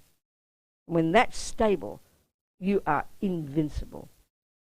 This is the point that Buddha's making. This is the whole point. We are capable, every one of us. One step at a time. Who is the beneficiary? First, you are. Then you can get out there and demonstrate and try to change the world. Martin Luther King said it even. It was amazing. Martin Luther King, you could tell he wasn't an angry guy, wasn't he? He was a patient man. You could tell his nature was very patient. He said, it's good to be angry, meaning it's good to find fault. Angry here, again, anger, we're talking about this violent, uncontrolled, berserk victim mind. I'm not talking about strong, like he said, see fault. You see, again, if we think of giving up attachment, we throw the baby out with the bathwater and think we shouldn't want anything. And then if we think anger's wrong, and then we throw the baby out with the bathwater, we shouldn't think anything is wrong. That's nihilism. That's not making the distinction between anger and compassion. Oh my God, look at that suffering, we'll say. The war in Syria or wherever there's a war. So anger will go, how dare those people do it? These, Mr. Trump, that, blah, blah, these bombers, evil, evil, evil, kill them. That's the angry response. The valid response is, as Martin Luther King said, when you see the suffering in the world, you then, what can I do to help? That's compassion. So seeing the chocolate cake and then giving up attachment doesn't mean not having it. It's hard. It means give up the exaggeration of it. Give up the victim mind. Seeing the bad things happen doesn't mean just don't care. It means stop having a panic attack about it and then see what you can do to help. That's wisdom. So it's a fine point to distinguish these states of mind, not just gloss over them, you know. So when people often misunderstand giving up attachment, and you're in a relationship, let's say I'm in a relationship with Martin, and I'm becoming a holy Buddhist, and he wants, you know, have fun with me. Oh no, I'm not attached. I think no, thank you very much. Well, screw you, Robina. If you're in this relationship, you've got to accept the deal, you know. Have fun when I want it. Or have fun when, you know, if you're going to be holy, go off and be a monk, please, Robina. But that's not virtue. Oh no, I'm trying to meditate. Thank you very much. Oh, I'm detached. I don't need sex now. That's just arrogance. Do you understand? I mean, if I'm really being compassionate, when I'm bored, I'd happily have sex with him and show him I love him. But our trouble is we only have sex when we're feeling excited and like the object. But bodhisattvas would rather live with a person they don't even like because they'd show such love to them. That's the one about equanimity. You know, when you see Martin separate and he wants a little bit of a hug and you're tired, you know, out of compassion, give the man a hug. We only give a hug when I feel like it. That's not virtue, that's called self-centeredness. That's following attachment. Do you understand my point?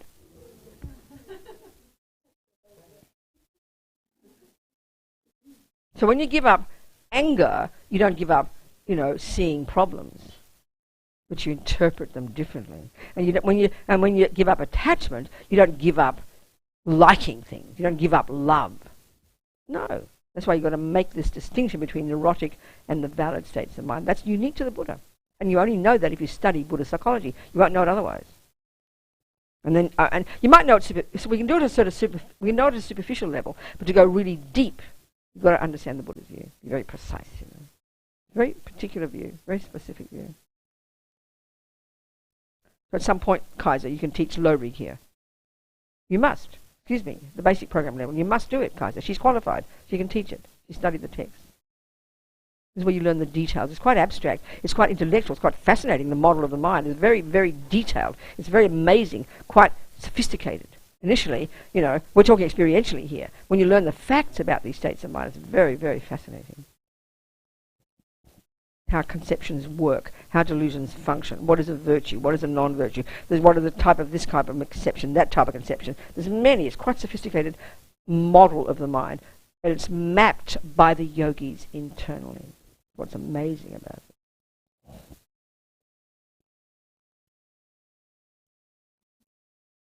So let's look now at the one at motivation more. And this now brings us to the idea of karma.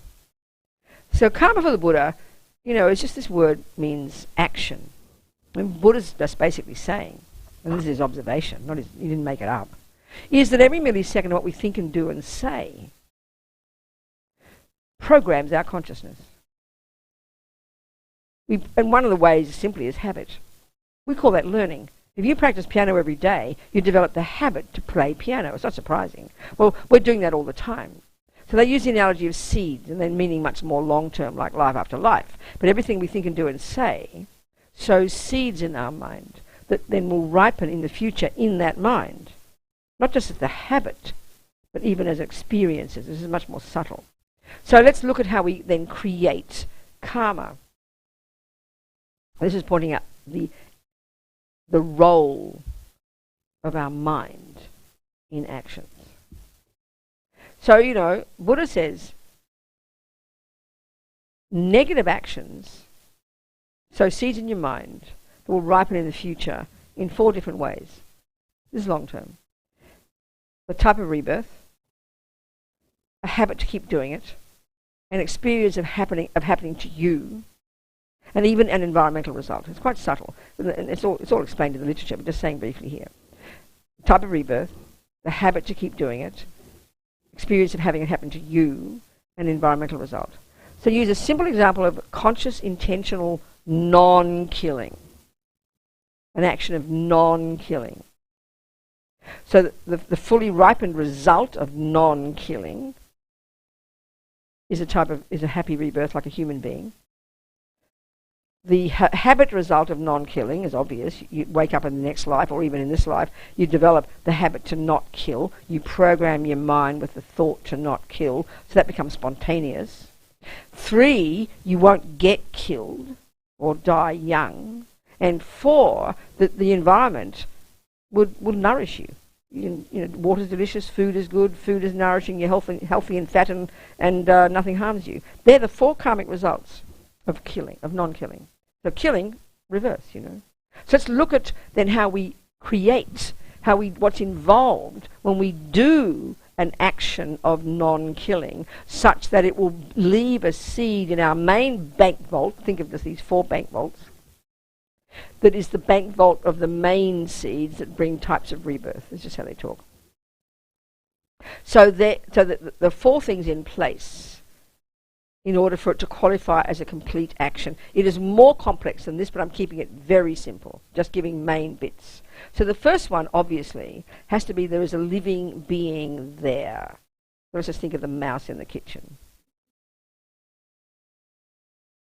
First, the object. Second, your mind involved in it. This is the main piece. Well, you'll see what I'm saying. So here, there's many things, but the 2 main things are the intention, not like we use the word intention meaning like good motivation, but the bare bones thought, I will save that mouse. I will try to not kill that mouse. Oh my God, look at the poor little mouse. No, not even that. Intention, the bare bones. But it's the second part, to be, is the crucial piece. And that's your motivation. So in this case, it's compassion. There's intention, and these come so together so quickly we don't even notice they're separate. I will save the mouse. And your reason, as we'd say, your motivation, compassion for the mouse. You don't want it to suffer. The third of these 4 things is that you do the action. You catch the mouse. 4, release the mouse. Thank you, Robina. Bye-bye. Happy mouse. Roughly speaking, you could say there's more to it. That's a complete action of non-killing. So the main player, the main factor in those 4 that determine that you even created karma, left impressions in your mind, is your mind involved in it. So Samir can have a mouse in his kitchen. 1, object, a living mouse. 2, his mind involved in saving it or not harming it. No, he doesn't. No, the intention to not harm the mouse, not kill the mouse. No, he doesn't see the mouse. 2, to be motivation. There's no motivation because he doesn't see the mouse. So his mind is not involved, but he puts his foot down, and for some reason that releases something that causes the mouse to escape and get away. But there's no karma. How can there be karma created? Karma is done by the mind. The real meaning of the word intention is karma, action. That's the real meaning. Everything exists on the tip of the wish, Lama Zopa says. So even my walking out that door down there, the first thing that has to occur is the thought, I will walk out that door. If I have the thought, I will walk out that door, and you see me walk down there, you know I'm in trouble. So the thought, but we have 1 million thoughts a second, and we have so many, every millisecond there's an intention, but we are unaware of 99.99% because we're mostly just programmed. We're totally unaware, and this is the level of awareness we have to cultivate to really be in charge of our minds. So intention is the bare bones, I will. That's volition. Will. Your question, will. I will walk out the door. I will save the mouse. Now that's the meaning of karma, but it has no flavour until there's a motivation. It has no flavour. It's neither good nor bad. It can't be until there's a motivation. So if it's the normal one, let's say of killing, the normal one of killing is aversion. Because really only do things for attachment or aversion or variations of those, delusions. So, a typical action of killing, 1, there's a mouse. 2, intention, I will kill the mouse. Motivation, how disgusting, how dare a mouse be in my kitchen. That's called aversion. Maybe the anger's not that violent, but it's called aversion, meaning my attachment doesn't want a mouse in my kitchen. That's the typical motivation for harming creatures, a mosquito, whatever. How dare a mosquito take 1 precious drop of my precious blood? It's aversion. Oh my God, boom, You don't have mozzies in Stockholm, do you? Oh, you do in the summer? Oh, you do. So anyway, then the third one is, 1, the mouse. 2, A, intention, I'll kill the mouse. 2, B, why, Robina? How dare a mouse? It's aversion. That gives the character to the entire action. It gives the flavour to the entire action. That's what causes you to create negative karma. So this is where the point is now for the Buddha. When he talks about morality, ethics, the very first level of practice in general, junior school, grade 1, he would exhort us to not harm sentient beings. At least start by, he gives us 7 little things. Don't kill. Don't take the ungiven, as Tibetans call stealing. And don't, jump on the wrong partner. Don't misuse your body. Don't rape and things, Then 4 of the speech. Don't lie. Don't use harsh language. Don't badmouth people behind their backs. And don't rabbit on about nothing. Just blah, blah, blah, blah, So 7 little instructions, 7 little pieces of advice. Now the crucial point is this is a really important point. Jesus tells us the same thing, doesn't he, roughly speaking? Jesus agrees. Very similar. Your grandmother will tell you the same thing. Now what's the difference? Well, actually there's a massive difference, and we need to know the difference. Because God is the boss. If we have a view of God, God is the boss. And Jesus is God, God made man, and Jesus tells us what God wants. So as my Catholic priest friend told me when I asked him, what is a sin? How do you define a negative action, in other words?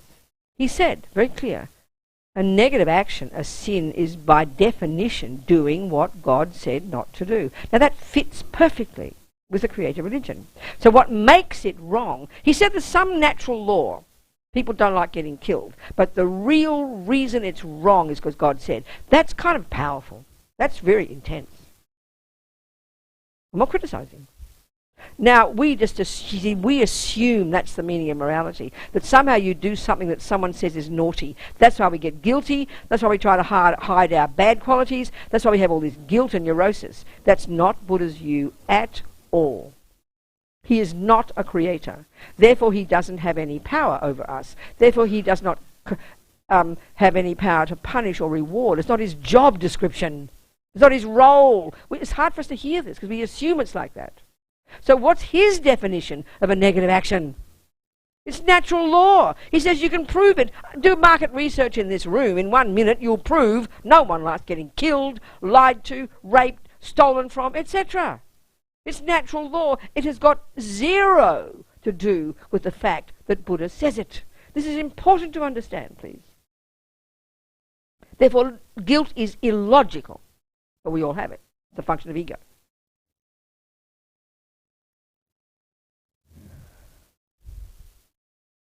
So a negative action for the Buddha is an action that harms another. The grossest level. It's not the only ones. So, but this is the point now. He exhorts us not to do actions that harm others at the very first level of practice. But his reason is not compassion yet. His reason is because, Robina, darling, if you kill and you lie and you steal, you're going to harm yourself, baby.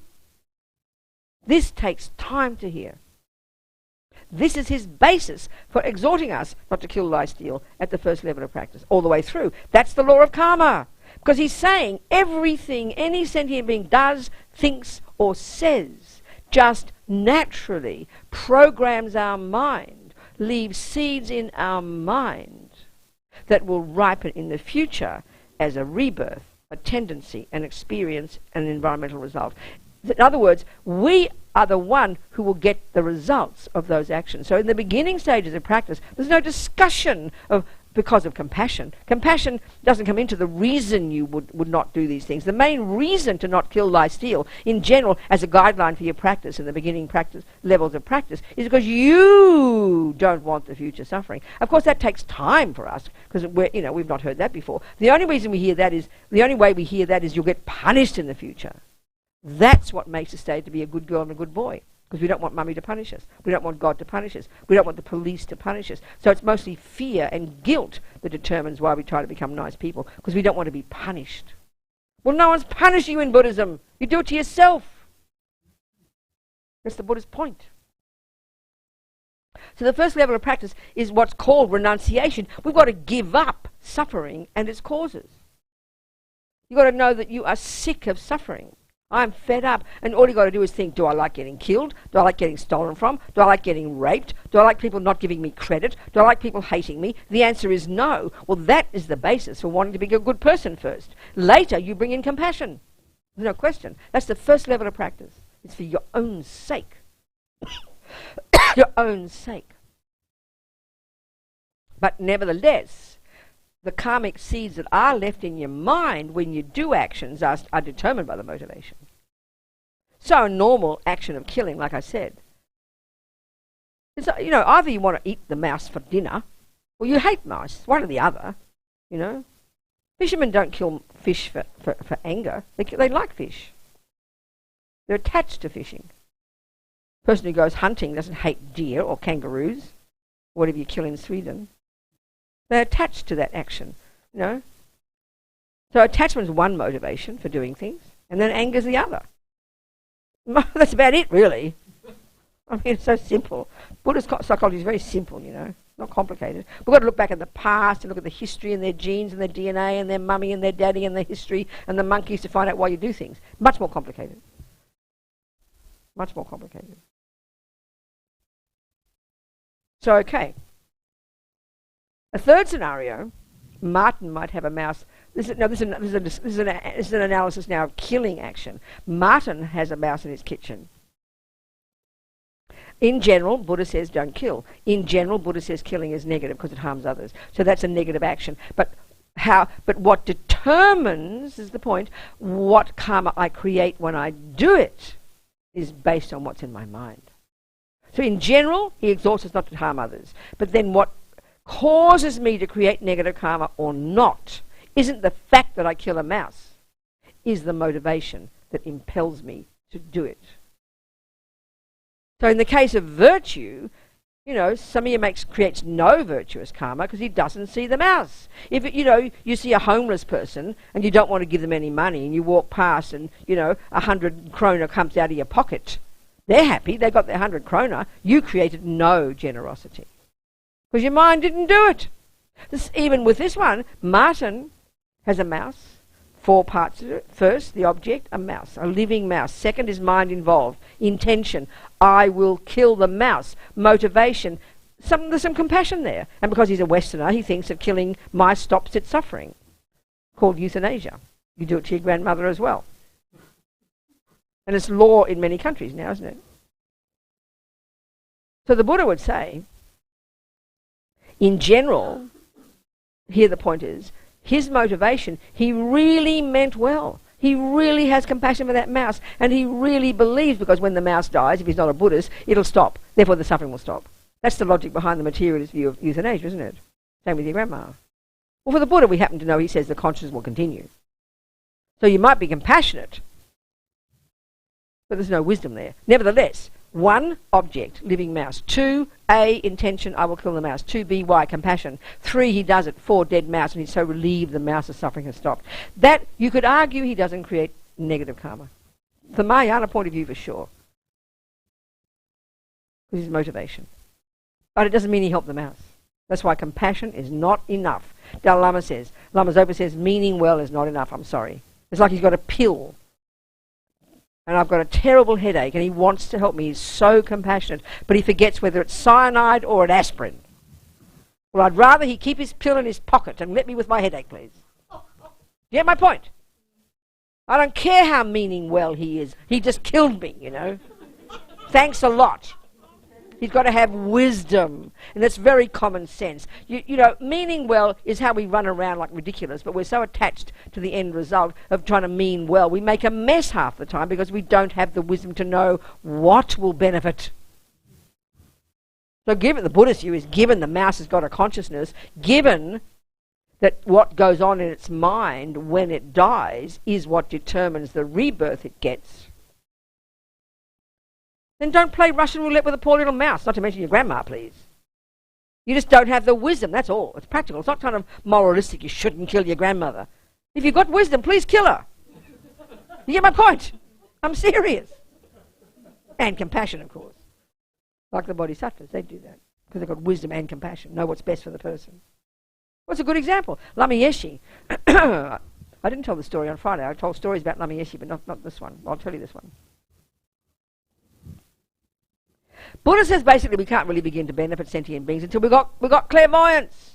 And this story proves it, if you want to take the story as a real story, a given, you know. So there's Lama Yeshe, and our friend Harry was at Kopan Monastery, and he was helping one of the Sherpa monks who was very sick. And he'd found a doctor to help him, and he'd happened to mention to Lama Yeshe, his guru, my guru, you know, our guru, he mentioned he found a doctor. And Lama just basically said to Harry, don't worry, he doesn't need a doctor, let it be. So Harry trusts Lama. So the monk got sicker and sicker, went up to the mountains to his Sherpa family, and he died. Well, that sounds like Lama Yeshe's very cruel, doesn't it? Like he didn't care about this monk. But Lama Lundup, the abbot, explained to Harry. Lama Yeshe, you know, he's said to be a holy being. Lama Zopa, his own disciple, he says in here, in the preface, in the book, he was a highly realized being. He was a great yogi, a secret yogi. Lama Yeshe was a secret yogi, you know, an amazing practitioner. But he just looked like an ordinary monk, you know, ordinary, humble person. But he had, that means he had minimum clairvoyance. Minimum. This is minimum realization. That's nothing. Not to mention realization of emptiness and bodhicitta, an amazingly compassionate, wise person. If we can imagine that's possible, that's what this path's about. So there he is. Lama Lundup explained to Harry that Lama could see clearly, exactly, the karma that this monk had created in the past. And that if he'd gotten better in this life, he would have been fine, had a happy life. But he wouldn't have finished that heavy karma that was the cause of it. And next life would have been much worse suffering. Now, who's got that kind of wisdom? Do you understand my point here? That's shocking to us. To even conceive of you could have that wisdom. But this is the point about now the motivation. On the face of it, it looked like Lama Yeshe just didn't care. Let the monk die, you know. But it was based on wisdom and compassion. So it was the most perfect action if we take all this as given. You understand my point? So the motivation in general is the main one. But it is not enough. You've got to have wisdom as well. So even in his case, he killed the mouse. And even his poor little mouse went to the lower realms. He meant well. So his motivation is, and the point here is not meaning you go around meaning well and killing everybody. That's not what's being said here. It's trying to make the point that the motivation that impels our actions is the key factor that determines the character of the action we do, which in turn depends on, informs the seed we plant, which is what brings the future result. So we have to know our minds. It's the same thing from every point of view. We've got to have clarity and precision in understanding our minds and changing our minds and learning to be in charge of our lives. This is Buddha's deal. Because why? Because we create ourselves. Dalai Lama said one time, karma's like self-creation. The idea that God or mummy and daddy make us for the Buddha is ridiculous. And I'm not being rude, okay? He doesn't talk like that. We make ourselves. So we're in charge. Not to be someone else to determine our fate. That's schizophrenic for the Buddha. We are the boss. We are the ones who have to decide. And what makes it is our mind. We have to know our mind intimately and be in charge of it and change it so we can create virtuous seeds and know the results we can have. That's called science for us. We know if you're a gardener, and you know botany, and I've never even heard of botany, let's say, and I see the hectare of ground out there, and it looks barren to me, but you've just got all this big plan, you've sowed all these seeds, and you can proceed, can't you, to give me a detailed description of what that garden will look like in 20 years, given the laws of botany behaving properly. You can do that. And I'll go, wow, you're clairvoyant. And you say, no, Robina, I just know the laws of botany. Well, that's the law of karma. Buddha's expertise is the laws of karma. What brings happiness, what causes suffering, what causes human birth, dog birth, monkey birth, this one, that one. That's Buddha's expertise. That's his worldview, the view of karma. And it all comes down to the mind. Mind does it. Minds create our reality. So this moment we are experiencing, every second, naturally, the fruit of our past actions. One, our humanity. If we just even realise the Buddha's view of how hard we must have worked in a past life at virtue and goodness and non-killing, supported in a spiritual practice of keeping vows of morality, it would blow our minds. We think someone else made us. That's weird for the Buddha. We're the fruit of our own amazing past practice, just having a human body and a human mind. Two, every tendency in our mind, tendency to lie, kill, steal, be kind, practice. This is the fruit of our past habits. We did all those things before. They are habits, not mummies and daddies. That's wacko for the Buddha.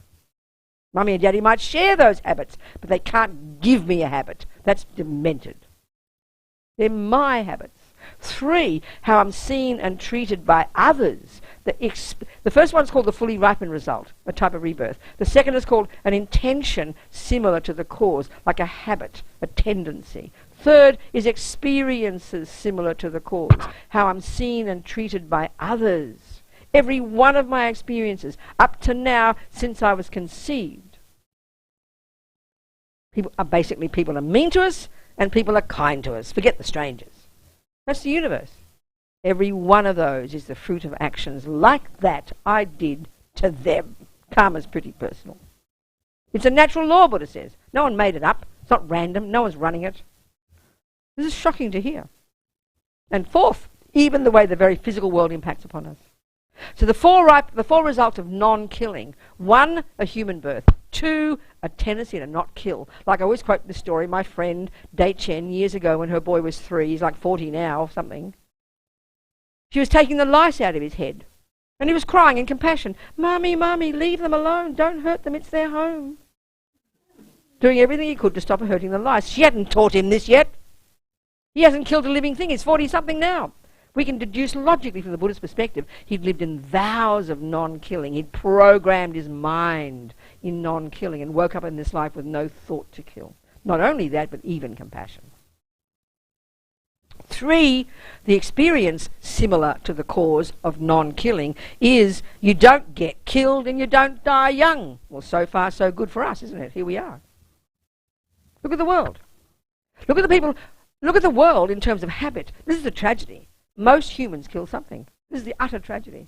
Most humans kill something. That's the residual result left over of having killed in the past, and you haven't purified the habit, which is why we have to purify the habits and live in vows of morality. So the other example I always quote is this little boy, another little boy, another son of a mother, who first when he met fishing, Fell in love with fishing. Fished all his life. Didn't hate the fish due to attachment and habit. So he just fell in love with fishing because that was his habit, meaning he hadn't purified the tendency to kill. Mummy didn't have to teach him. She didn't even like fishing. Spent his life fishing. And the fourth result, the third result, so the first result of non-killing, you get a human body. Second result of non-killing, you wake up with no thought to kill. Third result of non-killing is no one kills you and you don't die young. Fourth result of non-killing, the food and the environment are delicious and nourish you and don't harm you. And the reverse for killing, a lower realm rebirth, tendency to kill even as a human, experience similar to the cause. I mean, look at the ones who kill. Most humans kill something. And then most humans, look at the humans who suffer at the hand of others. Die young, get killed, babies die, children die, teenagers die. Sometimes for no medical reason, as we say. They just die young. Karma runs out, you know, or they get killed. Look at the fetuses who die. I wouldn't be surprised if we did our research that more fetuses than people who get born die before they're born, and they're all humans. They won the lottery and got a human birth. At the time of conception, they won the lottery and got a human womb. But they died before they even got born. Miscarriage or abortion. That's the result of past killing. And then you die when you're a baby. Look at the world. That's the result of killing in the past. Not killing brings the result of not getting killed, not dying young. They're the four ways karma ripens. If you think of your life, they're the four things that cover everything. Who you are as a human, your tendencies, your experiences at the hands of others, and the very physical world you live in. All of this, how it impacts upon us, is the fruit of our past actions. We're the creators of our own reality, Buddha says. This is Buddha's view. Yes.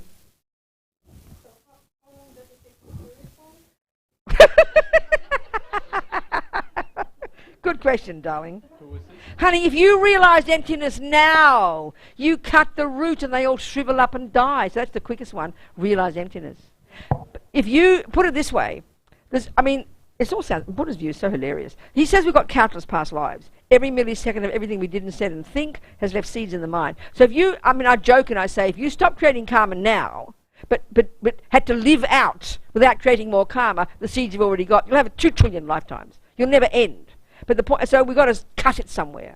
That's why at least at the beginning level of practice, at least control your body and speech. First level, junior school, grade 1, Lama Zopa says, don't kill, don't steal, don't lie. At least stop sowing more heavy negative seeds. At least this much. And then the next one, let's purify the seeds we've already planted before they ripen as our suffering. That's the main junior school level of practice.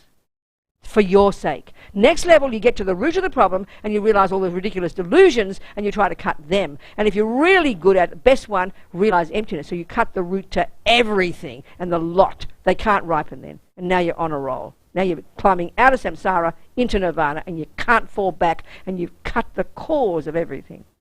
That's the best, quickest way to cut them all, to realise emptiness. But we play safe by controlling ourselves with the body, speech and mind. Then we start to work on it. Then we get bodhicitta. Then we get emptiness. Slowly, slowly, you know. You understand? Listen, I was supposed to have a tea break and we didn't have a tea break and it's now 4:30 and you're going to go home at 5. So never mind tea break, sorry. Yes. Go, darling. Yes, I have one question. I read a lot about collective karma. Yes, that's right. And I want... What it is. Somebody said that it's not right, but... Oh, come on, it's ridiculous, of course. I'm going to tell you what Buddha's view is. Everybody has their own views, but I'm giving you what Buddha has said. And the point, and I can only go by what I've been taught by Dalai Lama, Lama Zopa, and the Tibetan Buddhist system, and the Gelugpas. So there's very specific, you know. Yeah, collective karma, darling, it's not complicated. Do you agree humans, we're very social beings? Do you agree animals, generally the ones we see, are very social? They live in groups, don't they? Do you agree with that? So we do things as groups, don't we? Do you agree with that? So we experience things as groups, same. So we as a group of, like Tibetans as a group of people, no, excuse me, people who live in Stockholm now is a group of people experiencing the collective result of your similar karma at 50,000 lives ago as a group, that you have a similar environmental karma of the snow and things. You have similar environmental karma when it comes to the type of food you eat. You have a similar karma if like the next door neighbour wants to, you know, if Denmark wants to come and shoot you all. You have the collective karmic result of that, having done actions like that like 47,000 lives ago. So we all have collective karma all the time. A family has collective karma. Women have collective karma. Any group has collective karma. You get born as a female and you have general things that you share with other females. That's collective karma, darling. Do you understand? It's very easy. Yes, someone else. Anything before we go home? Yes, come on, darling. You too? Got a question? Okay, in a minute, see what happens. Go, sweetheart. I was just wondering about the antidotes. To what? To all these different negative things, they usually say something is something's antidote. Something. Okay, the first step, I agree, yeah. Okay, no, we're first looking at, keep the microphone. The first thing we're looking at is the first level of practice. This is the Lamrim. This is this Buddhist, this Tibetan packaging of the teachings. It's really extremely important to understand. We discussed it on Thursday or something, or Wednesday, I forget, Wednesday. It's like all the Buddhist teachings packaged in a certain way, in a way that's experiential and incremental, gradual, step by step, So first level, I like to call it junior school level of practice. Given that we're all driven by delusions, it's too advanced to start looking at your mind. So you've got to control the servants of your delusions, which is your body and your speech. That makes sense, doesn't it? We do harm with our body and speech, don't we? We do good with our body and speech. Do you agree? So first level of practice is very easy. Control your body and speech. That's the first one. The most urgent. Stop sowing more negative seeds. Now the next level in junior school is, like I said before, is to purify the seeds we've already planted in the past from doing negative actions before they ripen as our suffering. We've got to put atomic bombs under them. That's called the purification practice. That's where you apply the antidotes very powerfully. Let's talk about that now briefly. Yeah? Do you understand? You look doubtful. What's the problem? What didn't you hear? No, I heard it, but I was wondering, maybe I'm just so very, I don't know, stubborn. What? I'm thinking that's when we applied the antidotes you say. But what are the antidotes? The antidotes of... Well, give me a chance. I'm about to tell you. I'm giving you the principles first. Okay, sorry. I'm about to tell you. I mean, I've got to state the thing, and then give you the answer. So, but do you understand the principle of what I said? Yes. Absolutely. Okay, good. So the next level of practice, before we go there, the next level of practice, now you've controlled your body and speech to some degree, and you're putting atomic bombs under your past actions, applying the antidotes, so you ensured that when you do die, virtuous seeds will be there and you'll get another decent human life so you can carry on practicing. That's the bare minimum. Do you understand? But the next level of practice, now you get to the root of the problem, which is your delusions, which is how we started today. That's really like high school practice. Now you get to understand the attachment and the anger and the other delusions that inform the actions we do with our body and speech. Now we get really sophisticated and start to work on the mind and lessen those. Do you see what I'm saying? So first you control your body and speech, then your mind. That's what practice is. Do you understand me? Do you understand? But you're not satisfied yet. So what is missing? What do you want to know more? And then I'll answer it. No, so you mean that these two meditations, I didn't say meditation. I didn't mention the word. The methods. No, I didn't say that yet. I'm not discussing that. Okay. So what? So then, okay. Do you understand what it means to stop killing? Yes. That's a practice. What do you want? What is that? Can you recognize that's a practice? Yes. You don't have to sit with your eyes closed to stop killing. No. You have to decide, I don't want to kill. And then when you meet the mosquito or the ant, you try not to kill it. That's a very good practice. That's called practice. Yeah. That's got nothing to do with meditation. Can you see that? Yes, absolutely. That's a practice. Not lying is a practice. Not stealing is a practice. Do you understand? Now you get to, and then purifying your karma is also it can be done in meditation, but it's the same thing. Your mind is involved, and I'll go through that process in a minute. But then looking at your mind, that needs some practice. That needs meditation, so you can step out of your head, so you can start, like we're talking all day, start to recognize what's in there, all these thousands of stories, right? So then the antidote, if you recognize what anger is, how dare Martin do that to me? He's horrible. That's what anger says, right? What's the antidote to that? What's an opposite view of that? What would be the thing that would... What's an antidote? What's the opposite to that thought? How would you think? To argue with anger. What would you think? Well, not argue, firstly. No, to yourself. What would you say to yourself? I would set a limit either to myself or ask him to stop. No, that's not the antidote. That's putting the blame on him. We're talking about your mind. My mind. Yeah, anger is your mind. So what's an antidote to anger? What is anger? What's anger? Well, anger is that what you said, the thing that It's a story. It's a story, upset because he doesn't do what I want. So how would you argue with that in your own mind? How would you argue with those thoughts? I would need to either accept what he's doing. Yeah, that's arguing. Change the situation. Yeah, but no. But even the first one is arguing with it. So that's what the practice. That's the No, you asked. not with him, with myself. I know that. So you asked me, what's the antidote to anger? You said that before. So I'm now giving you the antidote to anger. To answer that question of yours, you have to notice the story that anger is saying, and then you in yourself you argue with that story.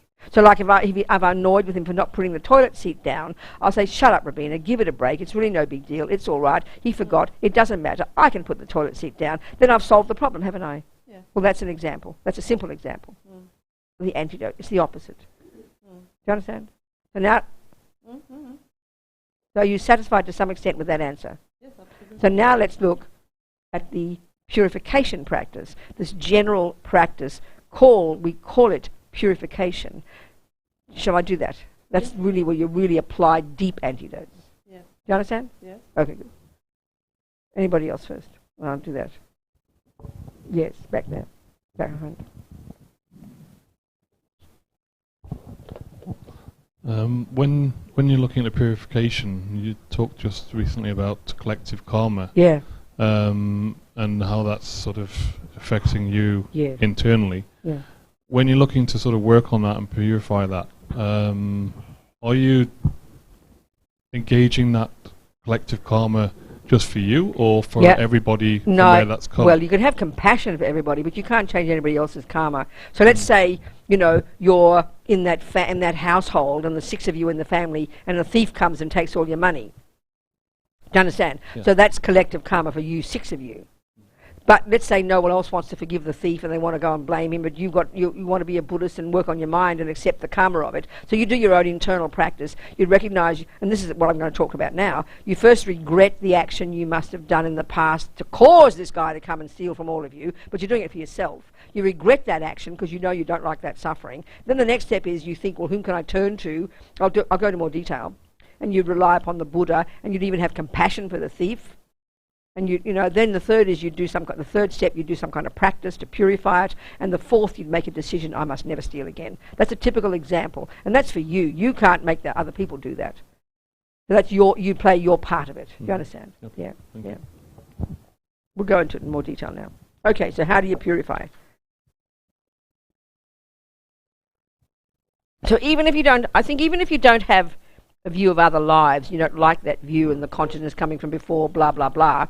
This still kind of has a lot of common sense in the short term, It's just the mind. It's just the mind going through a certain process.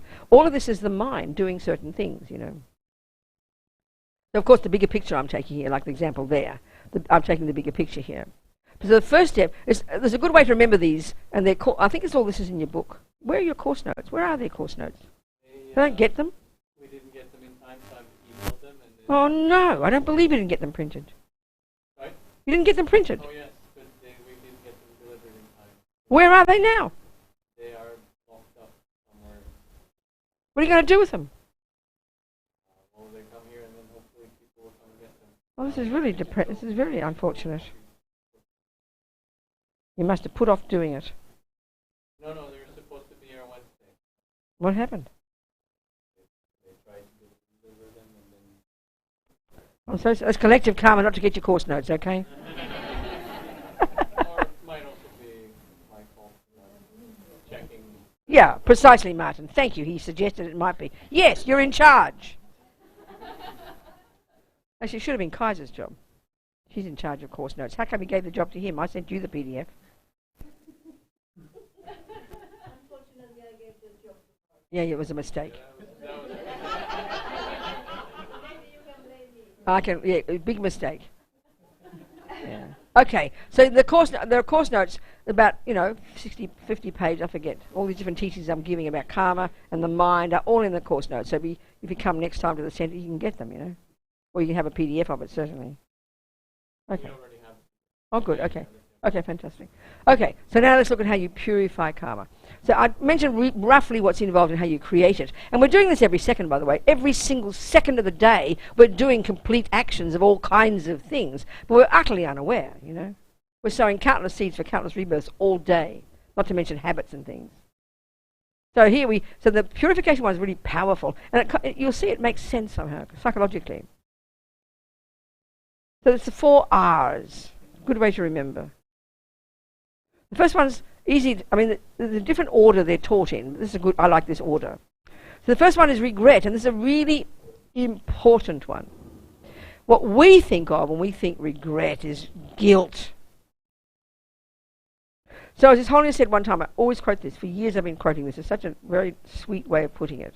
When someone asked, what's the difference between this kind of healthy regret or repentance, whatever word you want, not to sound like religious, but hearing it, or what we call guilt, which we're very good at. He said, it's very clear. Guilt, he said, is you look in the past and you remember, I did this and I did that and I did this, bad things. And then you conclude automatically, and I'm a bad person. We do this, don't we? It's automatic. Utterly automatic. This is the way ego functions. It's kind of ironic. And this is very much linked to this instinctive view of punishment. No one teaches us this. The Buddha says this is the view of ego grasping. This is the view that he argued with the Hindus. And therefore he would argue with the Christians.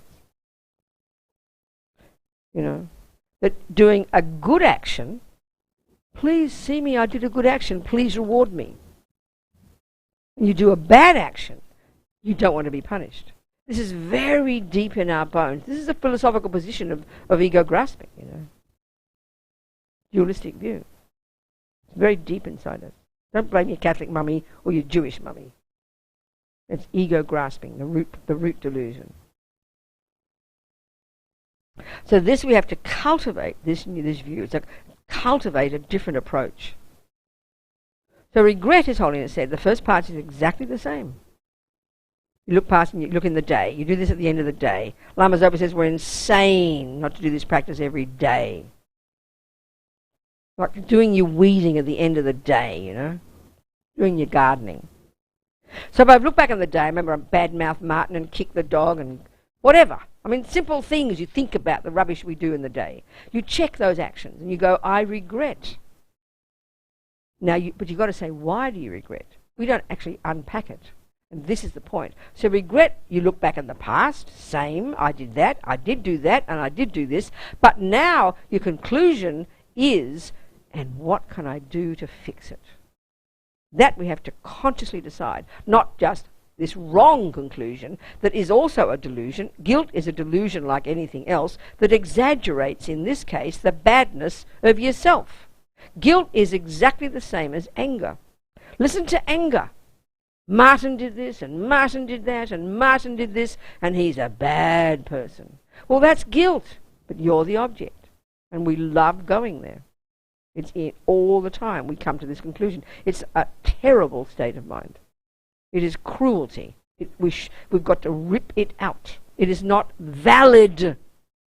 The first part's correct. You did do that action. But the conclusion, I'm a bad person, is a grotesque exaggeration. We all know, and that's exactly how delusions exaggerate. Martin did 3 things wrong, so what I do is I use that, I paint the whole of Martin and call all of Martin bad. We all do this all the time. When I'm attached to him, not even very attached, maybe he's my next door neighbour and he's really kind and brings me his carrots and his potatoes out of his garden. He might be a pedophile, I don't know, and I don't care. He's kind to me. Oh, Martin's such a nice guy. He gave one good action of giving me his carrots and I call the whole of Martin nice. It's an exaggeration. That's what delusions do. Do you hear my point? But guilt does that to us. And we love guilt. It's automatic. We've got to rip it out. We've got to argue with it. And that's why we've got to have the courage to own the dumb things I've done. Because, and this is what regret is, because you know what, Robina, you speak it out to yourself. I did kick the dog and hate Martin and yell this and do that. And you know, Robina, I regret that. You talk to yourself from the depths of my heart, and you've got to speak it out. Because you know what, Robina, I don't want the suffering results. This is like compassion for yourself, not others yet. This has got to come first. Just like we know, when you get so fed up with eating the wrong food, you know, and you get keeping arthritis or something, you've got to be sick of it before you start to change, right? And no one criticises you for being selfish. It's intelligent. You've got to be sick of the arthritis, sick of the pain. I'm fed up with this suffering. I regret eating all that sugar. I regret smoking all those cigarettes because I don't want the future suffering. That's exactly the analogy for here, but for the morality, you know. But because we have the dualistic view of morality, of blame and reward and punishment, we just get guilty and neurotic, you know. We're our own worst enemy. My mother used to say it. It's true. Regret's so powerful, the first one. You acknowledge you did this dumb thing, like eating the poison. They use the analogy of you've eaten poison. Instantaneously, if you suddenly discover you've eaten poison in your lunch, the first instant, because you know the meaning of poison is it will cause you future suffering. So the first instant is, oh my God, what an idiot. I can't believe I ate poison. Quick, whom can I turn to? Where's the doctor? That's the second step, reliance. Can you imagine if someone told you you ate poison? And you go, oh, I ate poison. I'm such a bad person. Every day you get sicker and sicker. I'm such a bad person. I'm so guilty. How absurd! That's how stupid we are. Or our other modes, we have three. We have guilt, blame, denial. So you imagine the next one is, you know, Robina, there's poison in your lunch. Who put poison in my dinner? You're dying of poison, but you're so determined to find who to blame. Who cares? It's like you're trying to sue Marlboro while you keep smoking through your cancerous throat, you know. It won't help. Or third, Robina, there's poison in your dinner. No, there's not. That's denial. We're ridiculous. We do everything but deal with the reality.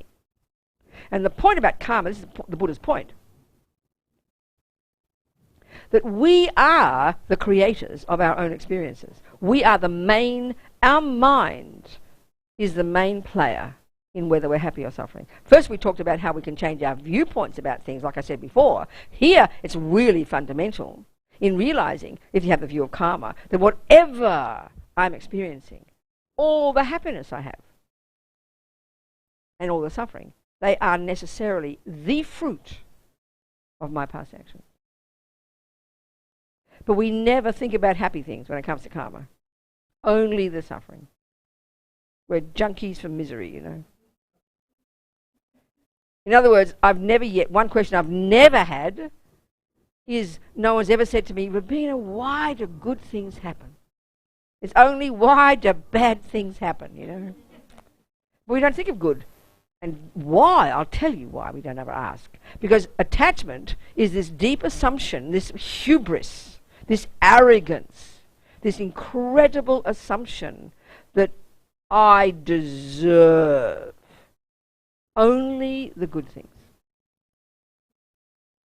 And I do not deserve the bad things. But there's not a single atom of logic to that assumption. It's just ego. Listen to this. If you look in your bank account, you don't say, how dare there be no dollars in my bank? Well, not dollars, krona. You wouldn't say that, would you? Why wouldn't you say that? How dare there be no money in my bank? Why wouldn't you say that? What's the reason? Logical reason. Why wouldn't you say that? Huh? No, that's wrong. That's not the thought. What's the reason you'd never say, no, what I'm saying is you don't ever say, how dare there be no dollars in my bank? What does that imply? How dare there be no dollars in my bank? That implies someone else should put them there, isn't it? So you're blaming someone else. That's the view, isn't it? Do you understand? Do you understand that? Can you hear that, people? You don't look in your garden. Who put weeds in my garden? By definition, it's your garden, right? Isn't it? So if it's your garden, they're your weeds, so you own the weeds, don't you? And it's your bank account. So you know that whatever's there is what you put there or didn't. So then there's an ownership. That's the point I'm making here. But we don't have ownership of our life. We blame God if you're naughty. We love to blame our parents. There's always someone else who's the blame. I'm this innocent victim. And the Buddha's view of karma is no such thing. Each of us, every millisecond, is 1, experiencing the fruits of our past actions, and 2, sowing seeds that will produce our future actions. It's a really intense kind of view. Very powerful, actually. We're our own creators, you know. Yeah. Yeah. Yeah, take the mic, yeah. Absolutely. I'm sitting here and thinking about grief. What? Grief. Oh, don't go. We haven't finished yet. That's a whole different... I thought that, yeah, but no, not yet. Please, can you wait? But it's a beautiful bridge. No, sorry. What do you think? I haven't finished this whole process yet. I've got to finish the 4 opponent powers. Oh, I've got to finish these 4 steps. I haven't begun to finish the 4 steps. We can do it then. Shall we do it then? Yeah, I keep it there. You keep it, please, in your pocket. Yes, we'll get there. So, okay. So this is the assumption of attachment. This is why it's so fascinating. The assumption of attachment, and you think about it, is that I deserve happiness. And the assumption of aversion is I don't deserve suffering. Would you agree with that? But it's kind of fascinating. You should, and that's the real assumption we should be questioning. What does it mean I don't deserve? You've got to ask that, because deserve implies a cause. But when we say deserve, it does imply the view that Mummy and Daddy made us. That's why we get so mad at Mummy and Daddy, because it's they should have given us happiness and they should not have given us suffering. That's the view we have. Well, Buddha says they didn't cause us. They didn't. We are the ones who ran like a magnet to their womb, to her womb, when they jumped into bed with each other. They're just having fun and we come barging in. You get the mother and father you deserve, Buddha says. That's what he said in the karmic view. It's a very powerful, different view. So the regret one is owning, ownership, accountability. It's so powerful. I regret from the depths of my heart the dumb things I've done because I don't want the future suffering. This is compassion for yourself. Then you think, well, whom can I turn to? Who can give me the methods? Now, if I'm a Christian, and this is the difference here, if I'm a Christian and God is my creator, what I have to do now is beg God to forgive me. And I'm not criticizing. Buddha is not your creator, so it's not his job to forgive you. He's a kind guy. He would forgive you, but it's got zero to do with it. That's like going to your doctor and asking her to please forgive you for smoking and get you off the hook and stop getting cancer. You'd laugh at that. You know it's not the point. She's like a kind observer. She's an intelligent person who knows the laws of health, and she's advising you. That's the role of Buddha in our life, if you have a relationship with the Buddha. He's your advisor. He's your mentor. He has discovered from his own experience by observing the universe that the law of karma runs the universe and is what works, is his view. So he's a person you turn to whose methods you choose to use to help yourself. That's the relationship with Buddha. It's you doing the purification. The first step, ownership, regret, because I'm sick of suffering. Second, whom can I turn to? We turn to the Buddha. So when you do a formal meditation, you visualize the Buddha above your head, the certain way we do it. Then second part of this reliance part, second part is now you have compassion for those you have harmed. And if you're brave enough, for those who've harmed you. Why? Because they're going to suffer in the future. Third step, you do the practice. You apply the antidote. You do a visualization. You say a mantra. And there's a particular meditation we do, the third step, the remedy. And the fourth, the most important, Pabonka Rinpoche says, the resolve to not do them again. So forgiveness plays no role in any of this. There's no one to forgive you. You forgive yourself. You can forgive the people who've harmed you based on compassion. So as Lama Yeshe says, purification is the power of regret, the power of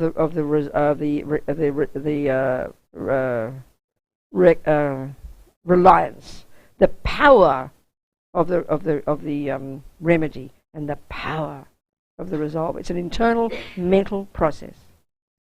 That's purification. There's no karma we can't change.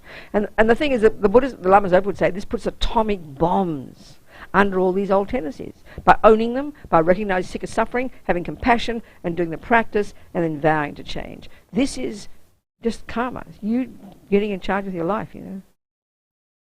You understand, people? Any questions about that process? Yes, darling. Yeah.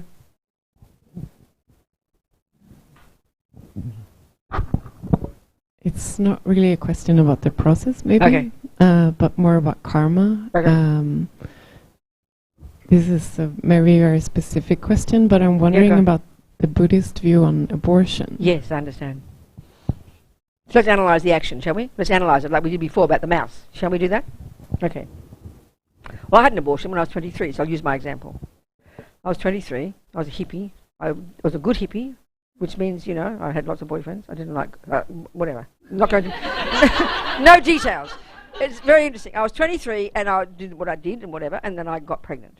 So I know at the time I didn't think of people, I didn't think of reincarnation, I didn't think of consciousness. I've been a Catholic, I didn't think of it anyway. I just knew, I didn't want what would come out at 9 months, you know. I knew I didn't want the end result. Very clear. So then we look at it. 4 things.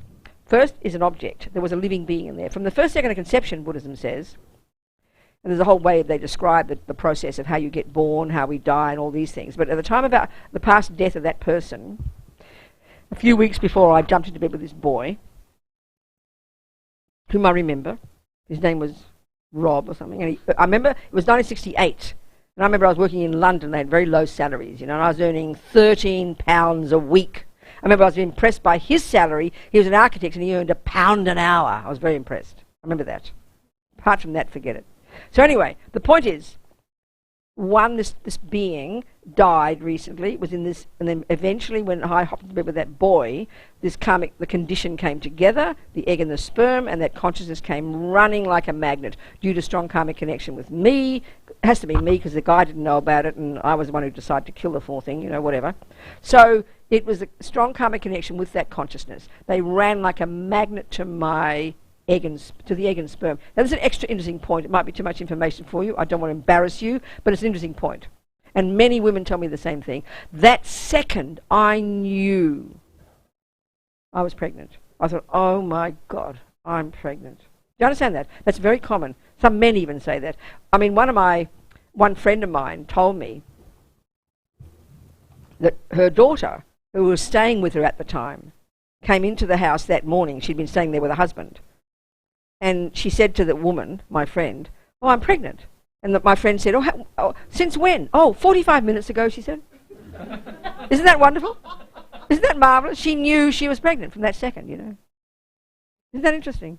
Many women say that. So all I'm getting at is this is the point that Buddhism would say, that the person begins at conception. The entry of the consciousness from before that joins the egg and sperm, and from that second it begins to be a person. So obviously, a day-old fetus is not going to feel much suffering if you know, every action you do has, one of them is the degree of suffering of the being. So in my case, first there's a being there. It is a being. You can't say it's not a being. It's not a dog. It's not a carrot. It's a person. Even though it's not a viable person, it's still a human being.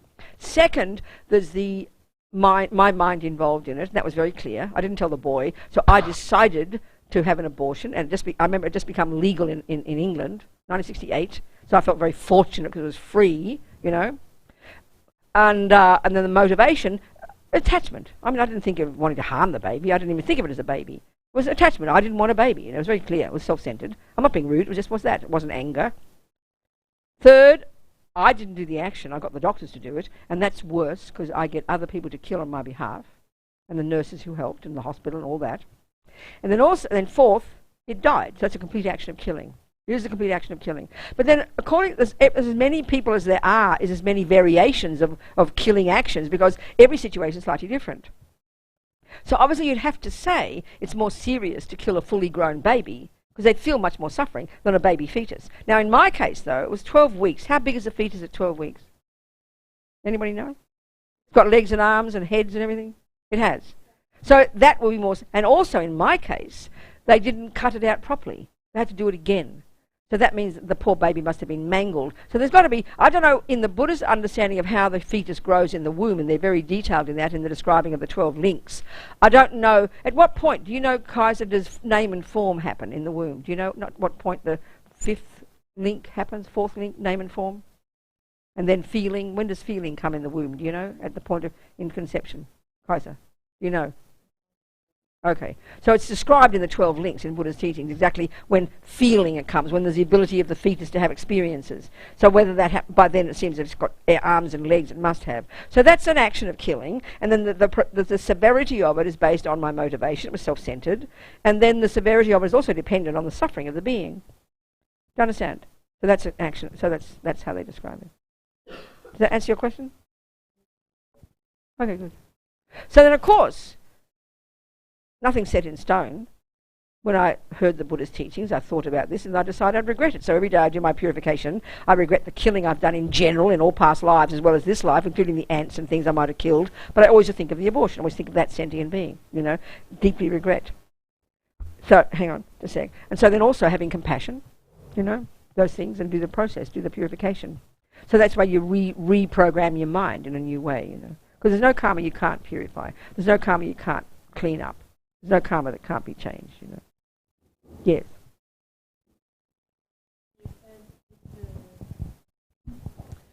You said it was attachment. My motivation would have been attachment. And it could also be for another person, maybe anger or... Well, I don't think... People kill babies, fetuses, have abortion out of anger with a baby. Do you think so? I think that's unusual. You're angry with this fetus in your body? Maybe some people could be. Maybe for the person that... Oh, but that's different. That's not the same. It's got to be for the being. It's got to be for the being who you do the action to. That's a really important point. The motivation here is related to the being you are kind to or harmful to, not someone else. So in other words, that's why we think war is good, because I have compassion for my people, but I have anger for you because you're harming my people. That's not a valid action at all. That's not compassion. That's anger. It's got to be compassion. If it's compassion, it's for the person. If it's anger, it's got to be for the person you harm. And most people aren't angry with an unborn fetus, I don't think. Usually attachment because you don't want a baby. Isn't it, people? Women? Huh? You see what I'm saying? You don't, I mean, but I'm not making it clear. I'm not asking you to agree. It's just so complex. I mean... Which bit's complex? Not the way I'm... No, I'm trying to describe... You can become pregnant in so many ways. I know, but that's not the discussion here. It was more trying to analyse, in my case, my particular scenario. That's why it's useful to talk, because I can tell you what happened. So we're trying to analyse, like the killing of the mouse or anything. You can divide it into these, the object, the intention, the motivation, the action, the result. That's the analysis we need to do about what the conditions of your life and why this and why that. Well, that's the complexity of it, and that's usually what we look into. Because I'm poor, I can't have another baby, or what if it dies, or maybe it's maybe it's a sick baby. All these other things all play a role. So it's true, but in the end, it comes right down to these fundamentals. You know, I mean, yeah, and there are as many people as there are, as many variations of motivations and conditions and scenarios. It can't be set in stone that it's all the same. That you're absolutely right. But another question. That's in the same topic, yes, but in another point of view. Yeah. I mean, if you have a dog, and the dog became sick in some way and really suffering, that's the right. dog is really exactly. suffering. That's right. And the doctor for the animals, yes, that's right, will decide that maybe it's the best thing to. That's right. Exactly. So the question is, what's your question? The question is that with humans. Yeah. So what's your question about the dog? It's not about the dog, because about the dog... You gave the example. Let me give you an answer, though. You're not asking me a question, but I'll give you an answer. The point... My question is... But it's going to be the same. Humans. It doesn't matter. No difference. Let me just, before I'm jumping in, I'll tell you this point for the Buddha's view. I said it before. I implied it before. The Buddha's view, all I can do is give you the Buddha's view, and you have to decide what you do with that. It doesn't matter. I'm not forcing it down your throat. I can only give you authentic Buddhist teachings as I understand them. So the Buddha's view, as you're hearing, is that consciousness doesn't begin in the conception, in the womb, and it doesn't end at death. Can you hear that? So the mouse's mind, the baby's mind, a human's mind, the dog's mind will continue after it dies. First point. Second point. And I didn't go into this, but I'll go into it now. The way what arises in the mind of the person who's dying around the time they die, that determines the karma that being creates, which determines its next rebirth. Can you hear that?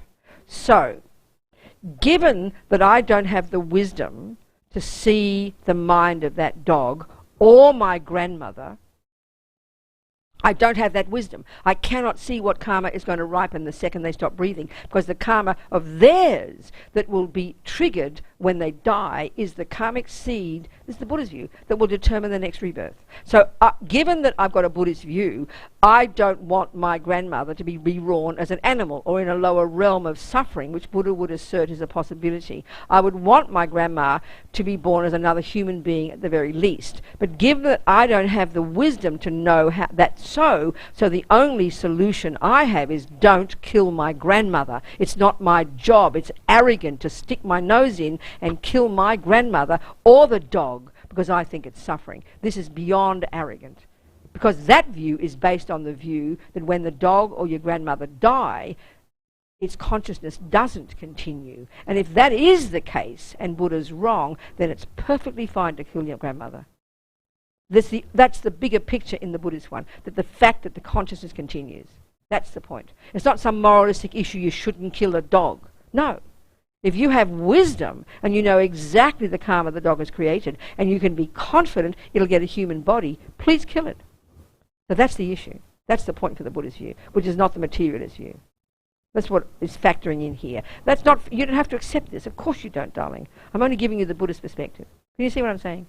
That's the only issue. If your grandmother did stop completely and she is literally dead and nothing continues, then I think, in my opinion, it's perfectly fine to kill your grandmother. And it's excellent to kill your dog to stop their suffering. Guaranteed. Do you understand my point now? That's all. And of course I'm not asking you to accept it. I'm going to just tell you what the Buddhist teachings say, you know. Do you understand, darling? Yeah. But there's two things here. What? No, I'm only trying, just get you to understand it, not to accept it. That's your job. But there's 2 points. That's why there's 2 points here. That's why my example of Martin. He had the mouse in the kitchen, and he had compassion. And let's just pretend he had the view of the materialist, which is the mouse will finish when it dies. He really did want to stop the mouse's suffering. His motivation really was compassion. So for him, that's fine. He created good karma, even you could argue. But it doesn't mean he helped the mouse.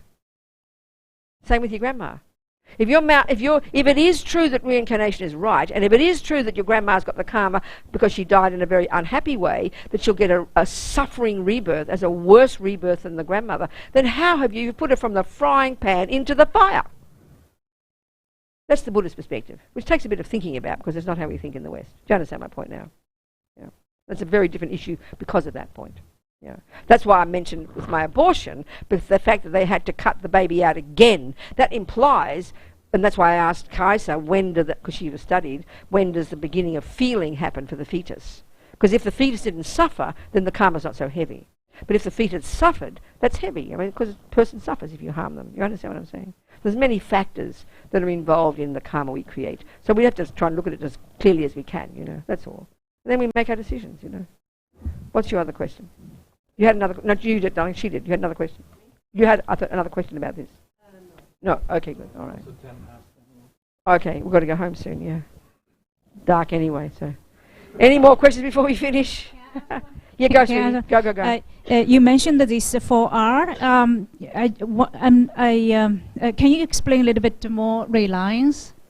Refuge on the Buddha. Refuge, I understand. And the second one is remedy. Compassion. I think compassion. The second one is compassion for others. And why it's called reliance.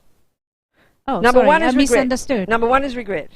Regret. Number refuge. 2 is reliance. No, number 2 is reliance, and there are 2 parts. Oh, yeah, reliance. Reliance means to rely upon somebody, to depend upon someone.